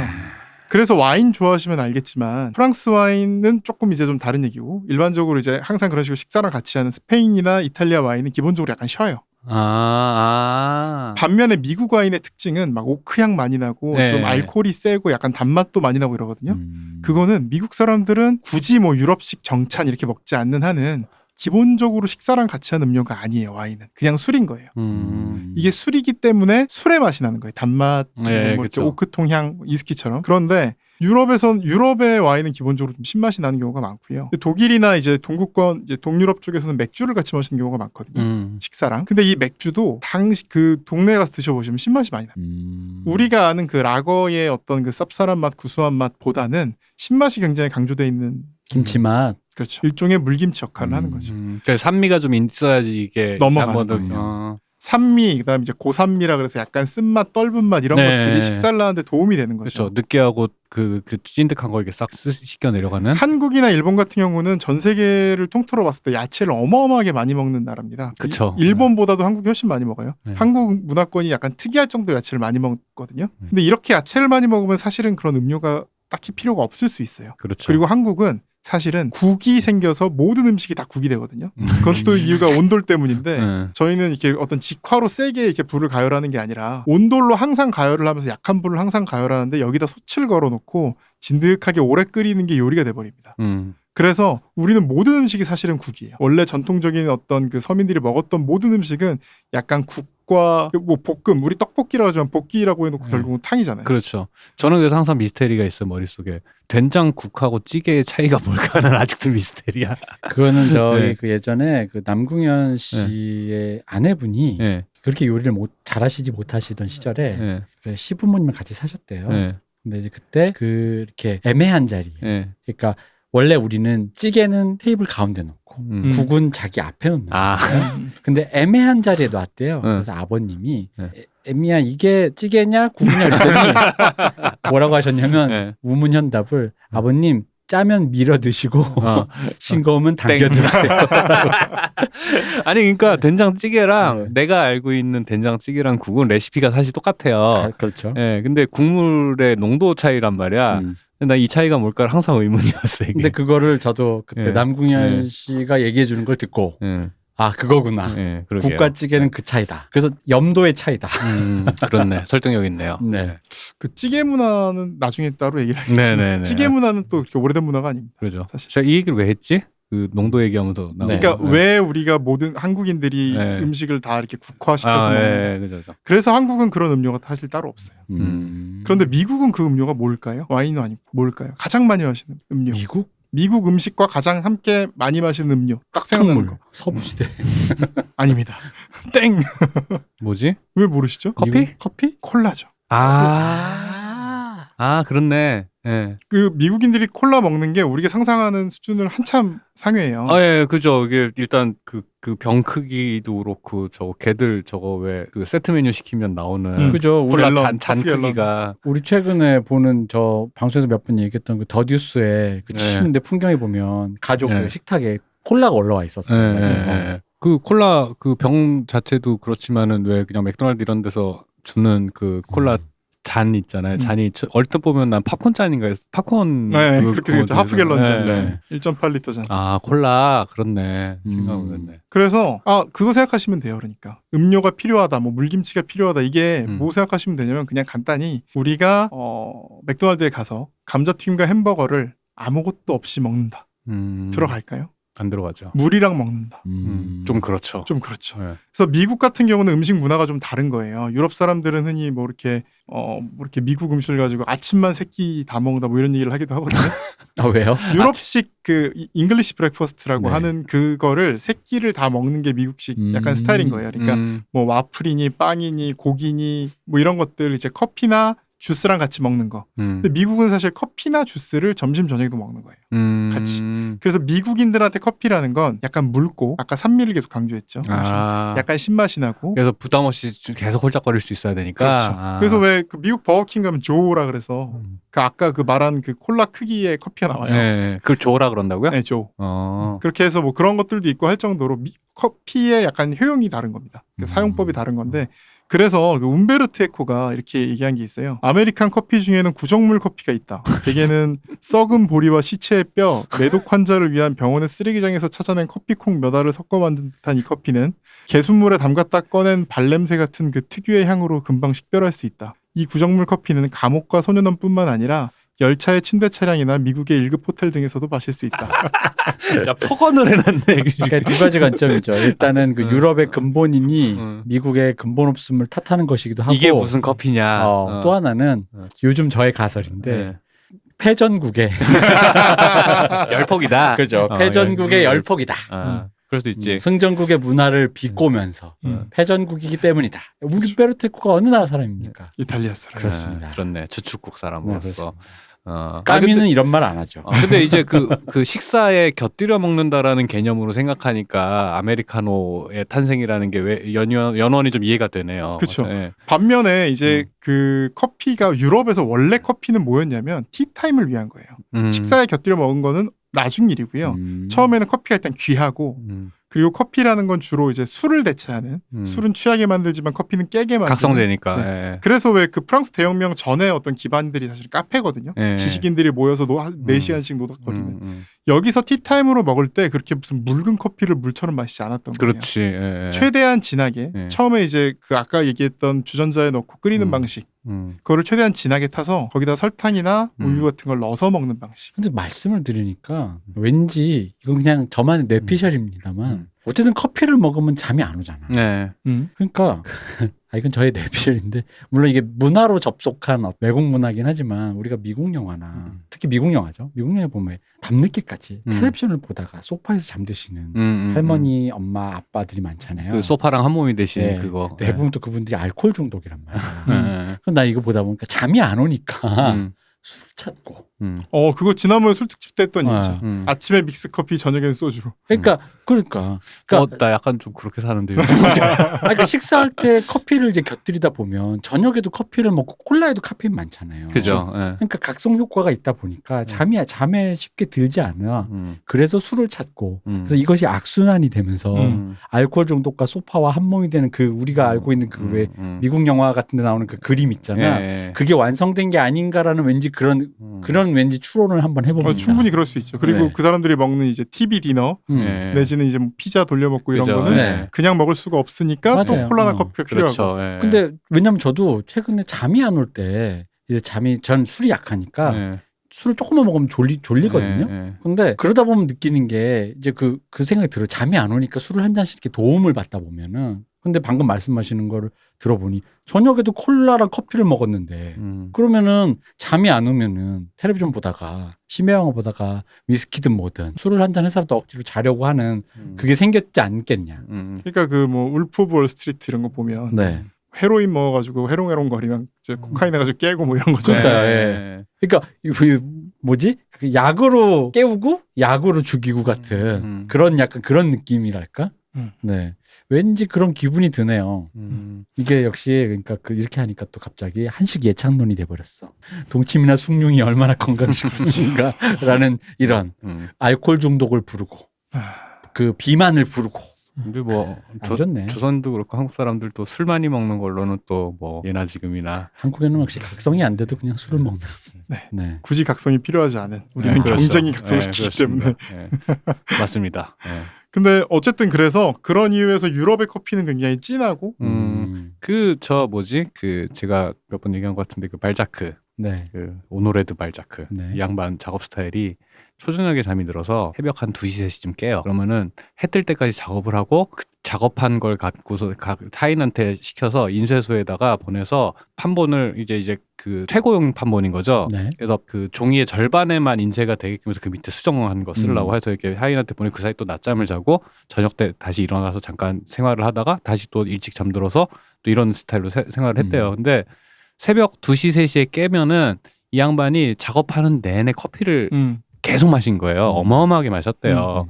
근데 그거를 하도 마셔가지고 위가 다 그럴 수 있죠. 그 당시 커피는 그러니까 처음에는 저는 이제 아메리카노 정도 생각을 하고 아니 커피 뭐 서너 잔 마셨다고 그렇게까지 되나 싶었는데 지금 얘기 들어보니까 그 정도 농도의 커피를 새벽에 일어나서 빈속에 계속 들이부었으면. 근데 요즘에도 그 속약하신 분은 저 위도 약해서 그런데요. 제가 하루에 한 잔밖에 안 먹는 이유가 아메리카노도 2잔, 3잔 먹으면 굉장히 속이 뒤집어져요. 네, 그러니까 위가 이렇게 다 긁어가지고 하여튼 나중에 그 말년에 엄청 고생했다 그러더라고요. 그럴 수 있습니다. 듣기만 해도 위궤양 고 익스프레스입니다. 그 발자크 시대가 이제 방금 얘기하시는 그 파리의 그 카페가 막 그 성업하던 그 시절. 그러니까 그게 또 그 바흐의 커피 칸타타 이런 거 있잖아요. 그 가사를 보면 아메리카노에 할 수 있는 가사가 아니에요. 뭐 1000번의 키스보다 달콤하고 술보다 부드럽고 뭐 악마처럼 뭐 진하고 뭐 이런 얘기를 하는데 네. 아메리카노 먹으면서 그런 얘기를 그렇죠. 악마처럼 진한 이상하죠. 네, 그건 아니지. 아니 그래가지고 발자크도 비슷한 종류의 레토릭을 써서 커피 찬양을 했었어요. 여기 신이 내린 음료다 이러면서. 그러니까 그 정도로 정신이 벌쩍 든 정도의 농도에 이르려면 그치 이게 아메리카노로 될 일이 아니지 이게. 그죠. 근데 그 핫샷을 진짜로 그 약간 빈몽사몽할 때 약간 많이 먹지 않은 상태에서 그렇게 아직 이제 좀 말짱할 때 딱 먹어서 확 깨는 그 기분은 좋긴 하죠. 근데 생각해 보시면 제가 결국은 이건 음식 문화 얘기인데요. 네네. 음식 문화에서 미국은 그러니까 동치미의 기능을 해요, 커피가. 유럽은 티타임에 먹는 단독으로 먹는 일종의 디저트 내지는 그 단독의 시간을 보내기 위한 뭐 담배나 이런 어떤 그런 기호식품에 영향을 합니다. 한국에서 무슨 역할을 할까요? 업무용이요. 업무용도 있겠죠. 근데 보통 사람들이 커피 언제 먹죠? 아침에? 아니지 점심 앞에도 먹고 먹지. 먹죠. 근데 커피숍에 줄 서 있는 거 보면 아침에도 먹지만 제일 많이 마시는 시간이 12시 40분 되거든요. 그렇죠. 12시 40분. 네, 맞아요. 직장 있는데 12시 40분에 보면 다 그리고 이게 아까 다시 유럽으로 돌아가면 유럽에서 커피를 식후에 마시지 않아요. 마시기도 합니다. 왜 정찬 마시다 보면 이렇게 뭐 와인이랑 먹다가 맨 마지막에 커피가 나오는데 커피 혼자 나오나요? 디저트랑 같이 나오죠. 디저트를 먹을 때 곁들여 먹을 수는 있지만 커피 한 잔이 주인공이 되지 않아요. 미국도 마찬가지입니다. 미국은 아까 식사랑 같이 한다 그랬잖아요. 그러니까 식사에는 안 곁들여 먹다가 갑자기 밥 먹고 나서 커피를 먹나요? 아니지. 그런 문화도 없어요. 그렇죠. 한국은 유독 밥을 다 먹어요. 한국식 음식을 다 먹고 그 다음에 먹습니다. 맞아요. 그럼 뭐 디저트를 같이 먹는 경우도 별로 없어요. 커피만 먹어야죠. 그리고 태반의 사람들은 뭘 먹냐? 아메리카노를 먹죠. 제 가설은 뭐냐면 이거는 숭늉을 대체한 겁니다. 그죠. 맞아요. 한국 사람들의 숭늉은 정말 모든 계층과 모든 사람들이 마시는 음료였어요. 이 숭늉을 요즘에 사람들이 거의 마실 일이 없어서 이게 숭늉을 있을 땐 먹어요. 좋아요. 맛있어요. 그리고 이제 속도 편하고. 근데 일단 숭늉 요즘에는 다 전기밥솥에서 밥을 하고 그쵸. 이러다 보니까 숭늉을 만들려면 옛날보다 너무 번거로워졌어요. 그게. 따로 만들어야 되는 거죠. 그러니까 뭐 차라리 요즘에는 식혜는 먹고 수정과는 먹어도 숭늉을 별로 안 먹는데 옛날에는 진짜 한 1970년대 이때만 해도 모든 사람들이 기본적으로 숭늉은 다 먹는 밥을 먹고 약간 탄 듯한 약간 구수한 음료를 먹는 걸로 입가심을 하는 거죠. 그 약간 마이야르 효과가 있는 한국인들이 좋아하는 커피의 맛이 사실 숭늉이랑 비슷한 거예요. 그렇네 생각해보니까. 그죠? 왜 그래서 아까 그 근본론자들 있잖아요. 막 신맛을 뭐 커피의 신맛을 뭐 내야 된다 이런 얘기 하시는 분들이 약간 제가 볼 땐 포인트를 잘못 잡고 있는 게 맞아요. 그 우리나라가 그래서 그 산미가 높은 커피가 인기가 없어요. 그렇죠. 우리나라는 산미가 높은 커피가 인기가 거의 없고 우리나라 사람들이 뭘 찾냐면 부드럽고 구수한 맛을 찾아요. 네, 맞아요. 그것도 이제 그 티타임이 이제 어느 정도 됐던 이유가 이건 약간 잘못 들은 미소진이적으로 들을 수 있겠지만 이건 이제 들은 얘기입니다. 썰입니다. 그 드립하시던 1세대, 2세대 있죠. 허영만 씨 이후에 그 세대 분들 좀 나이 드신 그 분에게 들은 얘기인데 그때 그랬대요. 그러니까 그분들이 진짜로 그랬는지 모르겠는데 뇌피셜인데 어쨌든 그분들이 직접 드립 커피 1세대, 2세대 하시던 그분들이 그 양수리를 주로 남으시던 그런 분들 그분들이 다 공통된 의견인지 모르겠으나 어쨌든 이렇게 말씀하시는 걸 들었던 게 처음에 커피가 쓰다라는 인식이 있다 보니까 이거를 조금 값을 높여 팔 때 정성도 들어가 있고 그 좀 그거와는 다르다. 커피라는 맛이 다양한데 그래서 무엇에 포인트를 줄까 하다가 일단 신맛에 포인트를 줬대요. 그러니까 쓰지 않다. 그리고 진짜는 시다. 약간 이런 식으로. 그래서 근데 왜 그 당시에 커피가 지금처럼 막 이렇게 막 진한 게 아니라 약간 홍차같이 좀 멀겋게 나오는 커피였는데 옛날 얘기죠. 아니 지금 드립 1세대 얘기. 드립 1세대. 그러니까 그래서 그때 그 티타임을 가지던 오후에 티타임을 가지시던 주부분들 사이에서 고급 커피는 시다라는 인식 때문에 근데 그때 그분의 이제 말씀 이건 이제 그 개인의 증언이지만 그분의 말씀에 의하면 그게 약간 나중에 잘못됐다라고 느꼈대요. 왜냐면은 처음엔 그렇게 마케팅 포인트를 잡았는데 쉬어야지 고급 커피다라는 인식이 생겨버리니까 다른 종류를 도입하려고 했더니 그거는 이제 싼 거다. 싸다 혹은 싫어한다. 약간 혹은 이거는 아니고 우리가 먹던 고급스러운 그 신맛이 안 난다.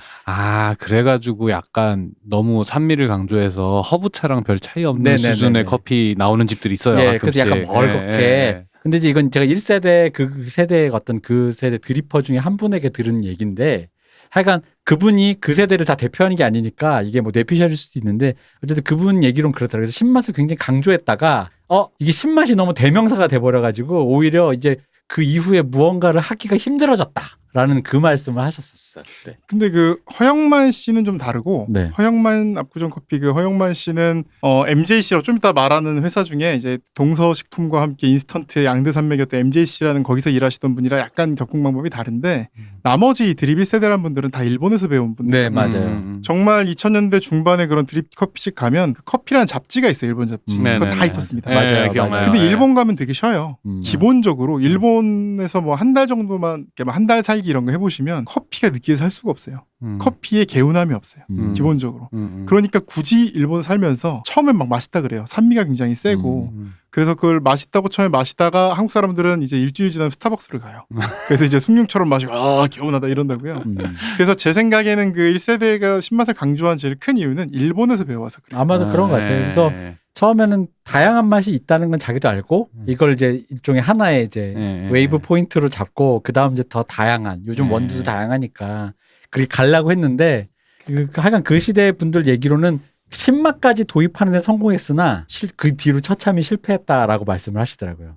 이 모든 것이. 그래서 드립커피는 사실 홍차랑 별 차이가 없는 이유가 일본 사람들에게 커피라는 것이 원래 다방에서 다로 파는 게 차 같은 거였기 때문이에요. 그러니까 차랑 최대한 비슷하게 만든 그렇죠. 그런 경향성이. 그러니까 녹차도 왜 일본 사람들이 마시는 녹차가 여러 종류가 있지만 거기서 이제 말차라 그래서 가루 내는 차 말고 뭐 옥로 뭐 이런 걸 이제 우려 먹는 우리 녹차 같은 것들이 있는데 그 우리나라 차랑 맛이 좀 다른 게 좀 더 향이 세고 좀 더 산미가 있어요. 그러니까 이건 이제 그때 술특집이랑 또 같은 맥락인 게 결국 그러니까 음료랑 같이 그러니까 그 식사랑 같이 하는 경우일수록 최대한 맛이 좀 순하고 좀 목 넘김이 부드럽고 그쵸. 뭔가 밥과 그 어떤 음식물을 삼키는 데 도움이 되는 쪽 신맛이 그러니까 있고 흔히 말하는 숭늉 네. 아니면 뭐 콜라 사이다 이런 쪽의 어떤 그런 게 있다면 별도의 티타임이라든가 별도의 음주 타임을 갖는다면 그때 그 맥주도 향이나 이런 것이 네네. 진해지는 것처럼 그 라거가 아니라 진해지는 것처럼 커피도 역시 그렇게 진해졌다. 이렇게 정리할 수가 있겠네요. 네. 그래서 일본식은 약간 다도랑 이제 접합을 해서 다방에서 파는 음료였기 때문에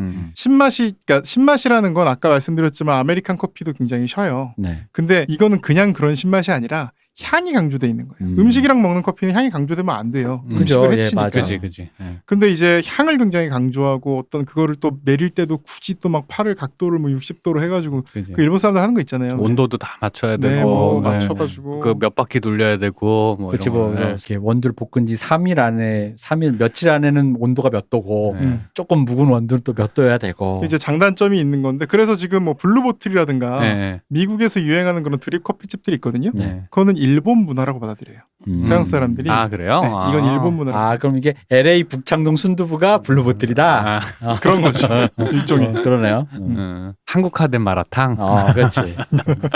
그래서 한국 사람들은 사실 숭늉을 대체해서 이 음료를 먹기 때문에 자연스럽게 신맛에는 거부감이 있을 수밖에 없고 구수한 맛 그리고 이제 약간 쌉쌀하고 구수한 그런 맛을 지금 사람들이 숭늉을 대체해서 먹고 있다는 게 제 이론이고 그래서 그 설득력 있는 것 같아요. 설득력 있어요. 네. 한국 사람들이 실제로 좋아하는 커피 맛 보면 거의 그거거든요. 네. 향이 진한 거 잘 몰라요. 네. 근데 쌉쌀하고 개운하고 그리고 바디감이 구수해요. 좀 있고 부드럽고. 맞습니다. 네. 그리고 약간 먹는 것도 좀 애매한 게 있어요. 뭐가 있냐면은 제가 이제 신맛 커피는 확실히 지금이야 딱 어떤 컨디션이 맞춰진 거 있잖아요. 티타임을 했을 때 지금이야 딱 웃 뭐 혹은 에스프레소 드시면 샷 이렇게 하는 것처럼 어떤 그게 됐을 때 되게 맛있는데 우리 아메리카노 먹듯이 두고 그냥 시간이 흘러도 슬렁슬렁하면서 한 모금 하고 이만큼 따라가지고 먹는 거는 신맛을 먹으면 굉장히 손해거든요. 방금 먹은 입과 내려놨다가 다시 먹을 때랑 맛이 점점 달라져. 맞아요. 제 경험상으로는 그런 산미를 잘 살린 커피를 하시는 분들이 잘하시는 분들이 드물어요. 제 경험상으로. 맞습니다. 네. 드물고 예를 들어 겨울이면 괜찮은데 예를 들어 카페인데 이렇게 에어컨이 빵빵한 데서 특히나 작은 잔 있잖아요. 찻잔. 우리가 하는 찻잔에 산미가 있는 커피를 먹으면 첫 한 모금과 내려놨다 다시 들었을 때 맛이 달라지면서 그러니까 그걸 유지하기가 굉장히 힘드니까 온도에 따라서 맛이 달라지니까. 그런데 이제 우리가 아메리카노 지금도 우리 아메리카노 먹고 있지만 아메리카노처럼 이렇게 더 두면서 그냥 그러니까 시간의 변화와는 크게 맛이 아주 그렇게 산미처럼 막 급격하게 그 낙차를 갖고 있지 않은 맛은 어쩔 수 없이 이런 맛을 찾게 되는 것 같아요. 그냥 아까 먹어도 그냥 그런 맛이고 좀 식어도 비슷한 맛이고. 그렇습니다. 그래서 어쨌든 그 음식 문화와 커피가 이제 같이 갔다는 거고 한국인들이 신맛이나 이런 것보다 구수한 맛과 쓴맛을 좋아하는 이유는 숭늉 때문에 있다. 뭐 이런 말씀 드린 거고 약간 좀 곁다리였고요. 그런 가설이 있다. 네. 네. 그 가설을 내가 보기엔 오늘의 결론인 것 같아요. 가설을 제가 생각을 했다. 훌륭하죠. 저 굉장히 설득되고 있습니다. 그러니까 거기 운영궁에 내가 오늘 운영궁 물었어. 운영궁에 숭늉 대신 커피를 이렇게 쓰면 훨씬 더 같은 뇌피셜이라도 리즈너블 할 수 있겠네요. 그러게요. 네, 고종께서 숭늉 대신 가베를 찾으셨다. 네, 그럴 수 있죠. 아마 그랬을 거예요. 그럴 확률이 높잖아요, 지금. 맞아.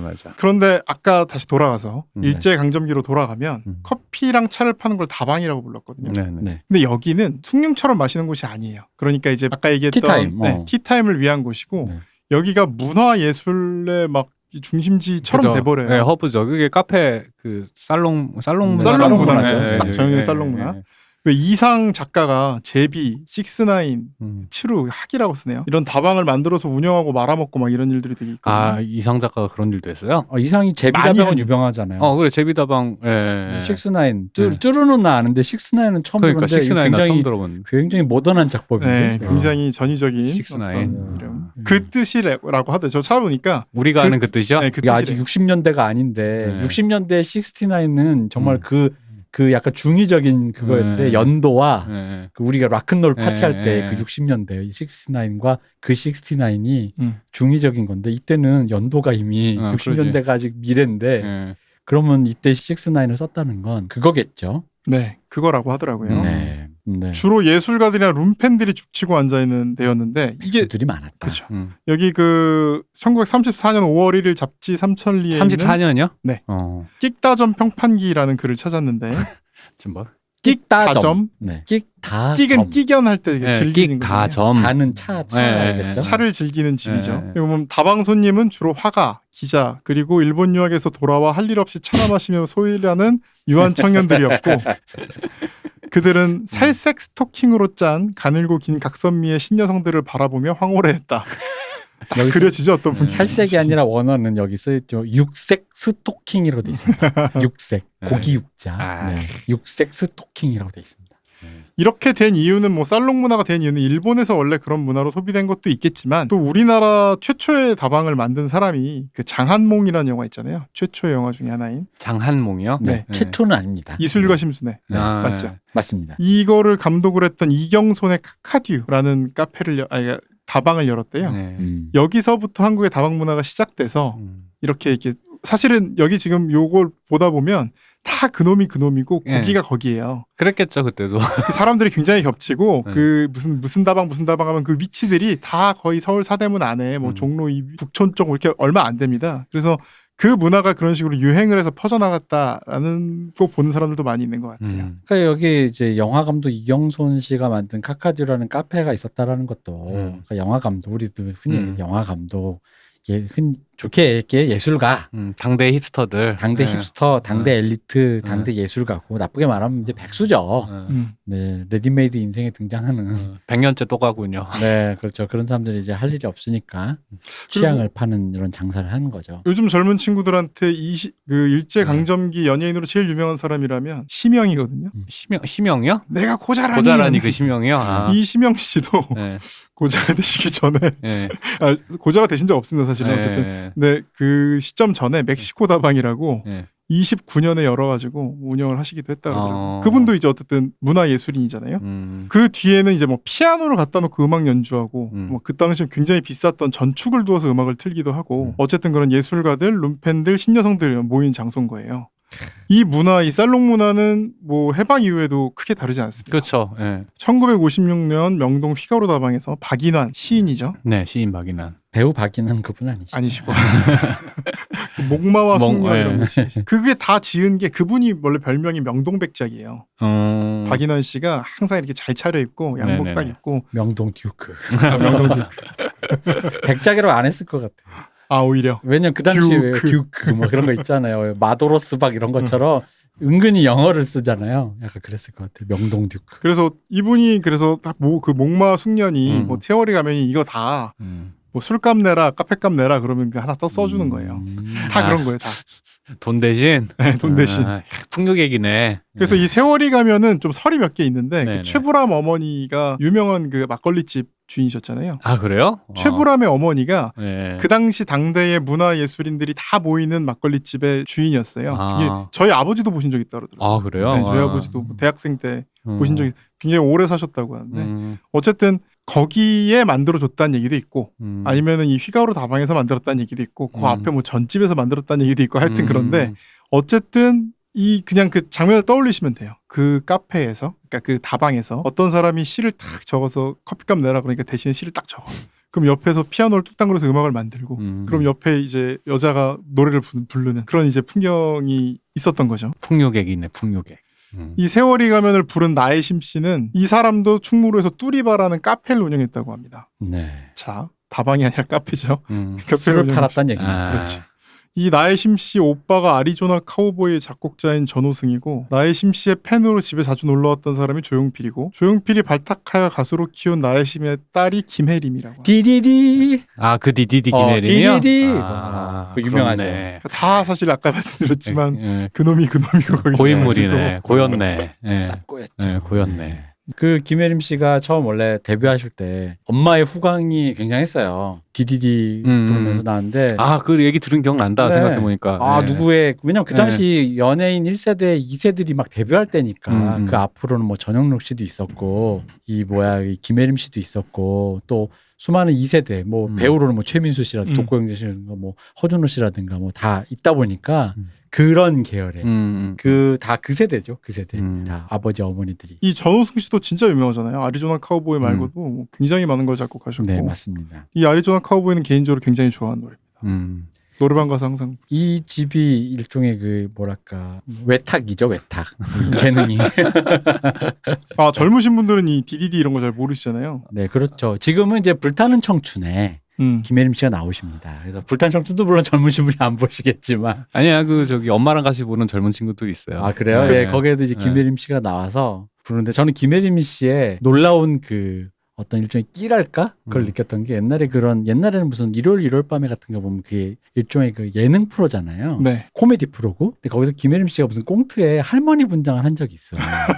할머니 옷 입고 할머니 왜 한복 같은 거 입고 할머니처럼 하고 나왔어. 당대 미녀 가수가. 그렇죠. 당대 미녀 가수가. 딱 본 것 같은데. 네. 근데 이제 마지막에 꽁트가 끝나고 이제 인사를 하면서 어쨌든 간에 본인 대표곡 디디디 불러달라고 하는데 그 복장이면 좀 웃기잖아요. 네. 근데도 자기가 꺼끄고 웃다가 정색을 하고 디디디를 부르는데 너무 잘 부르는데 그 복장이야. 그래서 보고 저 순간에도 저렇게 몰입을 해서 부를 수 있는 그러니까 우리 때 진짜 본 것 같은데. 저 집중력, 저 끼, 저 무대 장악력 약간 이걸 보면서 김혜림 정말 대단한 사람이구나. 저는 디디디는 몰랐고 날 위한 이별 돌아와. 그죠. 네. 이젠 떠나가 볼까 이것도 있죠. 그거 몰랐습니다. 사실은 디디디가 그분한테는 제일 큰 히트곡이긴 하죠. 근데 아마 젊은 사람들은 이 노래는 다 알 거예요. 일단 디디디가 뭔지 몰라. 그치? 왠지 알아. 디디디라는 게 그 전에 장거리 전화.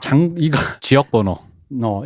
지역번호요? 아니죠. 이게 디디디가 그 전에 교환수를 바꾸거나 아날로그식으로 이게 다이얼을 돌렸던 게 디지털로 이게 이제 번호 체계가 생기면서 삐삐삐삐삐 누르기만 돼도 됐던 그래서 그 디디디거든요. 그럼 대표님은 교환수랑 얘기해 보신 적 있으세요? 교환수랑 얘기해 본 적 있죠. 진짜로? 응. 오. 아니 디디디 그거 아니야? 그 02 서울 지역 번호 029 그러니까 이게 디디디가 장거리 직통전화. 네, 그래서 장거리 옛날 걸 때 교환원 그 시외 전화 걸면 교환원을 거쳤다니까요. 옛날에 그 시절엔 저희 집에 전화기가 없었어요. 네. 근데 그거를 무슨 말이지?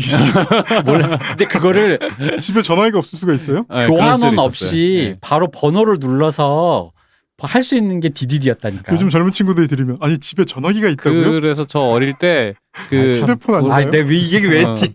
그러니까 엄마나 아버지가 그 시골에나 뭐 이렇게 전화할 일 있으면 동네 가게에 가가지고 전화를 했어요. 네. 그래서 정말요? 가게 가서 이거 딸딸이라고 맞아요. 그러니까 돌려가지고 하는 거 있잖아요.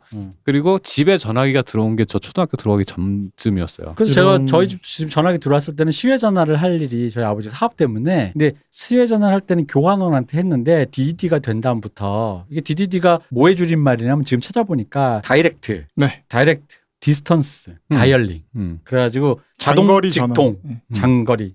그래서 이런 장거리 직통 전화라는 얘기인데 이 기억난다니까 이게. 맞아. 집에 전화 없어서 전화할 때 나 엄마 전화하러 갔다 올 거야 하면은 이제 가게 가는 그런 게 있었죠. 그리고 그 이 번호가 DDD를 위한 번호라고 써 있네요. 장거리 직통 전화가. 그렇기 때문에 이 DDD라는 노래 제목이 이게 어떤 그런 그렇죠. 요즘 세대 이게 뭐야지. 이게 뭐야라는 거지 이게. 저는 뭐 아다다 이런 거랑 비슷한 건 줄 알았어요. 그러니까 맥락은 좀 다르지만 그러니까 다른 뜻이지만 맥락도 완전 다르지만 요즘 친구들에게 굳이 이런 노래를 만나면 익십이라든가 뭐 그런 거 있잖아요. 뭐 이제 약간 이런 식으로 이제 해야 되는 그런 통신 문화였던 거죠. 카톡에 1이 없어지지 않아. 그런 그렇죠. 그렇지. 장거리 통화를 해야 되니까. 이제 그 다음 세대 이제 외로운 동전 두 개뿐. 그러지. 그 외로운 동전 두 개뿐도 그 015비 데뷔할 때니까 그게 언제야 도대체? 어쨌든 공중전화가 20원일 때. 네, 맞아요. 그러니까 이게 왜냐면은 가사 내용을 보면요. 그 처음이 그거예요. 그대와 난 이렇게 멀리 떨어져 있고 롱디 아니 롱디. 시외에 있는 그 남자. 그렇죠. 그 뭐든 화자가 여성이니까 그 남자. 우리 롱디 하는 사이인데. 휴대폰으로 문자하면 되잖아요. 시외 전화를 걸어야 돼. 왜 굳이 시외 전화를 걸죠? 근데 이제 집에서 걸면 엄마 아빠가 있으니까 걸 수 없고 그때 그럼 공중전화밖에 없잖아요. 공중전화 DDD. 그래서 마지막에 이 가사 이거야. DDD DDD 혼자서 너무나 외로워 가슴만 태우는 그대여 이거. 제가 괜히 김혜림 씨 얘기를 꺼내가지고 커피랑 하드 싸움은 없는데 아무 연관 없는 어르신들 전화 얘기를 갖다가 또 이게 아니, 신나가지고 갑자기 이게 이제 우리가 이제 그 어떤 그 뭐라 그러지? 이걸 뭐라 하냐? 미시사 얘기하다 보니 이 DDD라는 다른 제목은 그냥 그러니까 예를 들어 그런 김혜림 씨가 이젠 떠나가 볼까라든가 그런 노래를 불렀다면 그냥 끝나는데 이 DDD라는 제목이 뭔지에 대해서는 이건 약간 시대를 좀 요즘에 나올 수 없는 제목이다 이거죠. 젊으신 분들 그 노래가 아니고요. 날 위한 이별 돌아와 네가 있어 DDD 그건가. 편집해 주기 바랍니다. 어쨌든 1부는 여기까지. 아니 근데 지금 몇 페이지 못했는데 괜찮습니다. 일단 한국전쟁 이전에 한국은 카페에서 술 팔고 다방에서 차를 팔았다. 이게 이제 핵심이다. 고종은 드립 커피를 안 마셨다. 이렇게 짧게 요약되는 말을 지금 쓸데없는 얼마나 오래 한 것인가. DDD 얘기로 한 20분 했으니까 뭐. 그리고 우리 박희대 변호사님의 결론. 한국인은 숭늉 대신 커피를 먹는다. 맞습니다. 이것으로 요약할 수 있는 일부였다. 자, 저희는 내일 다시 한번 돌아오겠고 수고해 주신 박 변호사님. 믹스커피 얘기는 언제예요? 내일 하나요? 아직 나오지도 않았는데. 믹스커피는 지금 이 모든 게 다 믹스커피로 가는 길이죠. 알겠습니다. 수고해 주신 박 변호사님. 감사합니다. 우리 박 박사님. 수고하셨습니다. 둘 다 박이야. 힘들어. 종씨네요. 저 이금금이었습니다. 믹스커피는 내일 아마도 다 얘기해 드릴 수 있지 않을까라는 조심스러운 저의 예상을 해봅니다. 감사합니다. 감사합니다. 감사합니다.